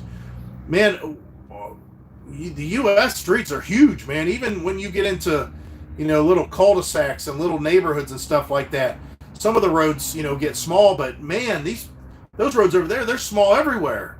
And man, we got the freaking big truck, and then on top of that, they had all these rules that came into place that, for example, if I was driving my truck and I hit a cow, let's just say I hit a cow by accident, or a tree, but we'll use the cow as an example.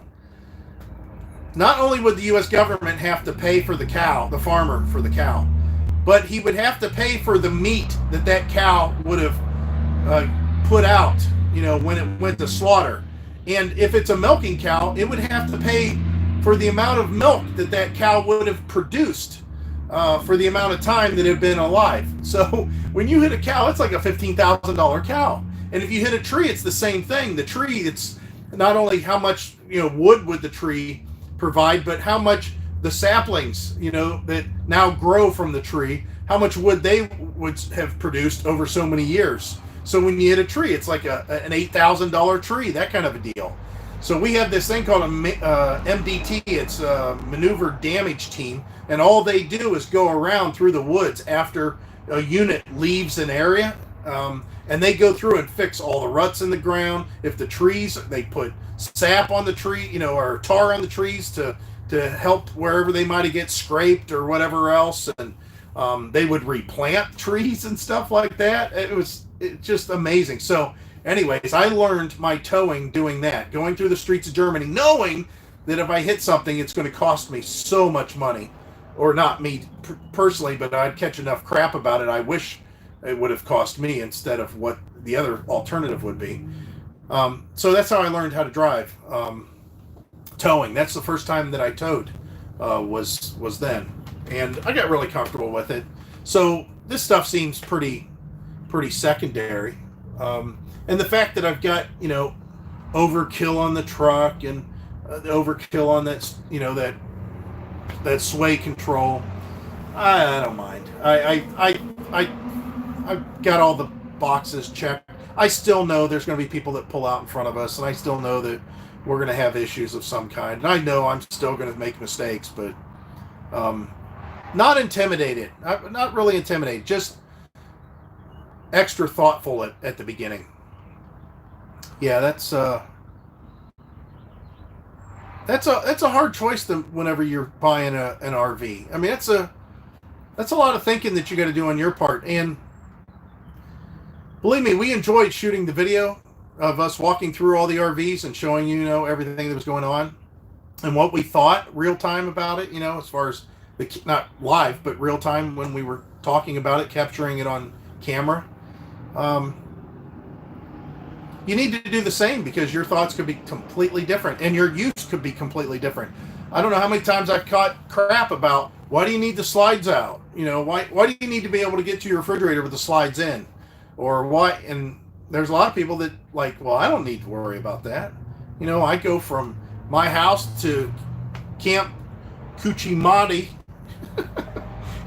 Let's make up a good name.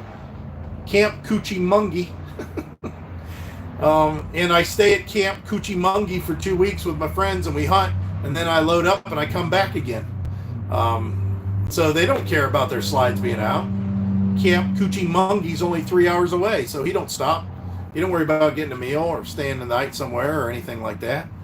And then toy haulers, I mean, one of these guys, he goes to Camp Ride Your Ride, and he needs a toy hauler so he can carry his side by side. Me and Heidi kid around about that, side by side. We're not into that toy for whatever reason, just not our thing. But a lot of people do, so they need a toy hauler. So you really got to basically think about the way you camp. Think about how often you're camping. Think about how much you enjoy the experience. Think about how much you need an interior that's so big or so lavish. If you're spending all your time outside fishing, there's no sense in it. There's no sense in having overkill on some things. But if there's a chance that you might have some friends over, and you guys want to have dinner together or just sit and watch a movie together or just shoot the bull, and it's raining outside and you want to have an RV, like in our case, we have a little bit of room in our RV, it's not a big deal. Our old RV would be a little bit more tight. We could still do it, but definitely more tight quarters. But yeah, you gotta kind of pick it on the way that you're going to use it and how often you're going to use it. I mean, there's no sense in and you could go both ways with it. If you've got the money and you want to show it off, if you want all the amenities of home because your wife don't like to go out camping, but she might if you have some kind of a big luxury fifth wheel, even though you only go out 2 weeks a year, that might be a good reason to get a big luxury fifth wheel because you don't have to tow it, but just the one time and park it and enjoy it for the 2 weeks. But it's also a good reason to get something that's just small and tiny. Maybe she likes being outdoors and she just needs a place to sleep, and I say she just because it seems like that the guys are making a lot of decisions on going RVing more than the girls. Not to say we don't have a lot of ladies out there that want to go RVing and their husbands have no interest in it whatsoever. Mostly, though, I see it's guys. So it could be that there's, no need for that much luxury, and you're only going out for 2 weeks. So why do you want an RV that's big? You have to pay for storage. You can't get it in your yard. It costs a lot of money. It's got a bunch of amenities you won't use necessarily. It's more difficult to tow, and it costs more money. You're making payments that are more each month. So there's on the other hand, why you may want to go smaller. But again, you gotta go shopping for this on your own to figure that out. It's just something that you gotta. I think that people get caught up in getting in the RVs and going, oh my God, look how nice this is. Then you got to think about, do I need all that? Am I really going to use all this? I'll have to say, if you're getting caught in the rain, if you're going to be in cold weather potentially, then yeah, I can see it. But don't get caught up in buying the biggest and best just because of whatever. It's because it feels, oh, look how awesome it is, and it's got this feature and that feature, and we did that with this one. But the main reason we got this one by far is the room. We didn't need that room, but we wanted that room. We wanted that extra room. And we wanted it in a package that was short. And we found it. I mean, even still to this day, I don't know of very many RVs other than this model and the model that just replaced it that offers that much seating in a unit that in our case is 29 feet and 9 inches long from the tip of the ball to the tip of the bumper. It's 29 feet and 9 inches long. Of course, we've got the Pro Pride on there, so it adds a little bit more, puts it over 30, but still, it's, you know, there's a lot of seating there. There's a lot of room. It's all up to you guys. Like I said, it's such a personal preference. And as far as quality, some people don't care, especially, like I said, if you're only going to be using it a little bit, a couple weeks a year, maybe 3 times a year, once for 2 weeks, one time for 1 week. Who cares if when you open the cabinet, the door springs because it's made of flimsy wood? Who cares if it's real wood? You know, as long as everything works and the roof doesn't leak and, you know, you got a good warranty and it tows nice behind you and tires aren't blowing out because they're cheap, that kind of thing. I mean, that's totally up to you. But we pretty much told you the reasons why we bought this one and everything we look for. And we've been really happy with it. You know, we still haven't got to use it the way that we wanted to. There's something else. We got to take it up. Maybe that'll be one of our trips. We got to take it up for the roof recall that they have on the slide. I didn't see any problems, but there could be a problem there. I didn't see what the recall actually said in detail, where it was supposed to happen at on the slide roof, but there's something on the slide roof during extreme hot, extreme cold that's supposed to have happened. But the dealer back in the day in January when we went to the RV show in Cleveland, he said, "Oh, just call us late April, or call us in late March, early April. You know, that's about the time everybody's going to start and want to go camping." Then all this stuff happens. So, yeah, it just sits there. I think I'm going to close it out. We got about 56 people watching. I appreciate it, guys, but man, it's been 3 hours. Again, I didn't plan on this. I just wanted to give you an update of what was happening. And I'm sure I'm going to have to go back and edit out all my rant there, just so monetization doesn't become an issue on some level. Although I don't think a lot of people watch these live chats after the fact. They watch it. Some of them do. Some people do. So if you're watching it, great. I'm glad that you did. And if you guys just joined on, I'm happy that you did. You guys been with me the whole time. I'm happy that you've been here. But yeah, I think I'm going to close it out. It's 3 o'clock here, Eastern time, and I've been on for 3 hours and 9 minutes. God, do I really talk that much? Yes, I do. I know. I'm going to wait till Heidi gets home and throw this mat in the back of the truck. And I think I'm going to put that urethane in the front so it gets a chance to dry overnight. And yeah, I'm kind of happy that we're going to get the cap on the truck. I still haven't figured out how to put the bed rug in the bed that has the bed liner already sprayed in there. It's got a rhino liner sprayed. So I don't know how to do that yet. I haven't figured it out. Maybe I can use that urethane. It is a tack. It is a glue. I might be able to use that urethane. I didn't think about that. I'll have to buy another tube of it for sure, though. All right. Sorry, guys. I'm out of here. I'm finished. Y'all have a great day. Hope everybody's staying safe. I hope that this gets solved somehow soon, and I hope everybody's staying as safe as possible for the time being, and hopefully nobody picks up anything bad. I talked to my mom, and she was told to self-quarantine by her doctor, so she says she has it, but I don't know. My mom, she had some other health issues, so so far so good. It's been going on a few days, but it doesn't seem like it's going anywhere, hopefully. And the funny part is my stepdad, who of course lives with her, he's going through chemo, and he hasn't got anything, so again, who knows what's happening here. All right, that's it, guys. I'm out of here finally. I appreciate it, and as always, we hope to see you out there. Bye.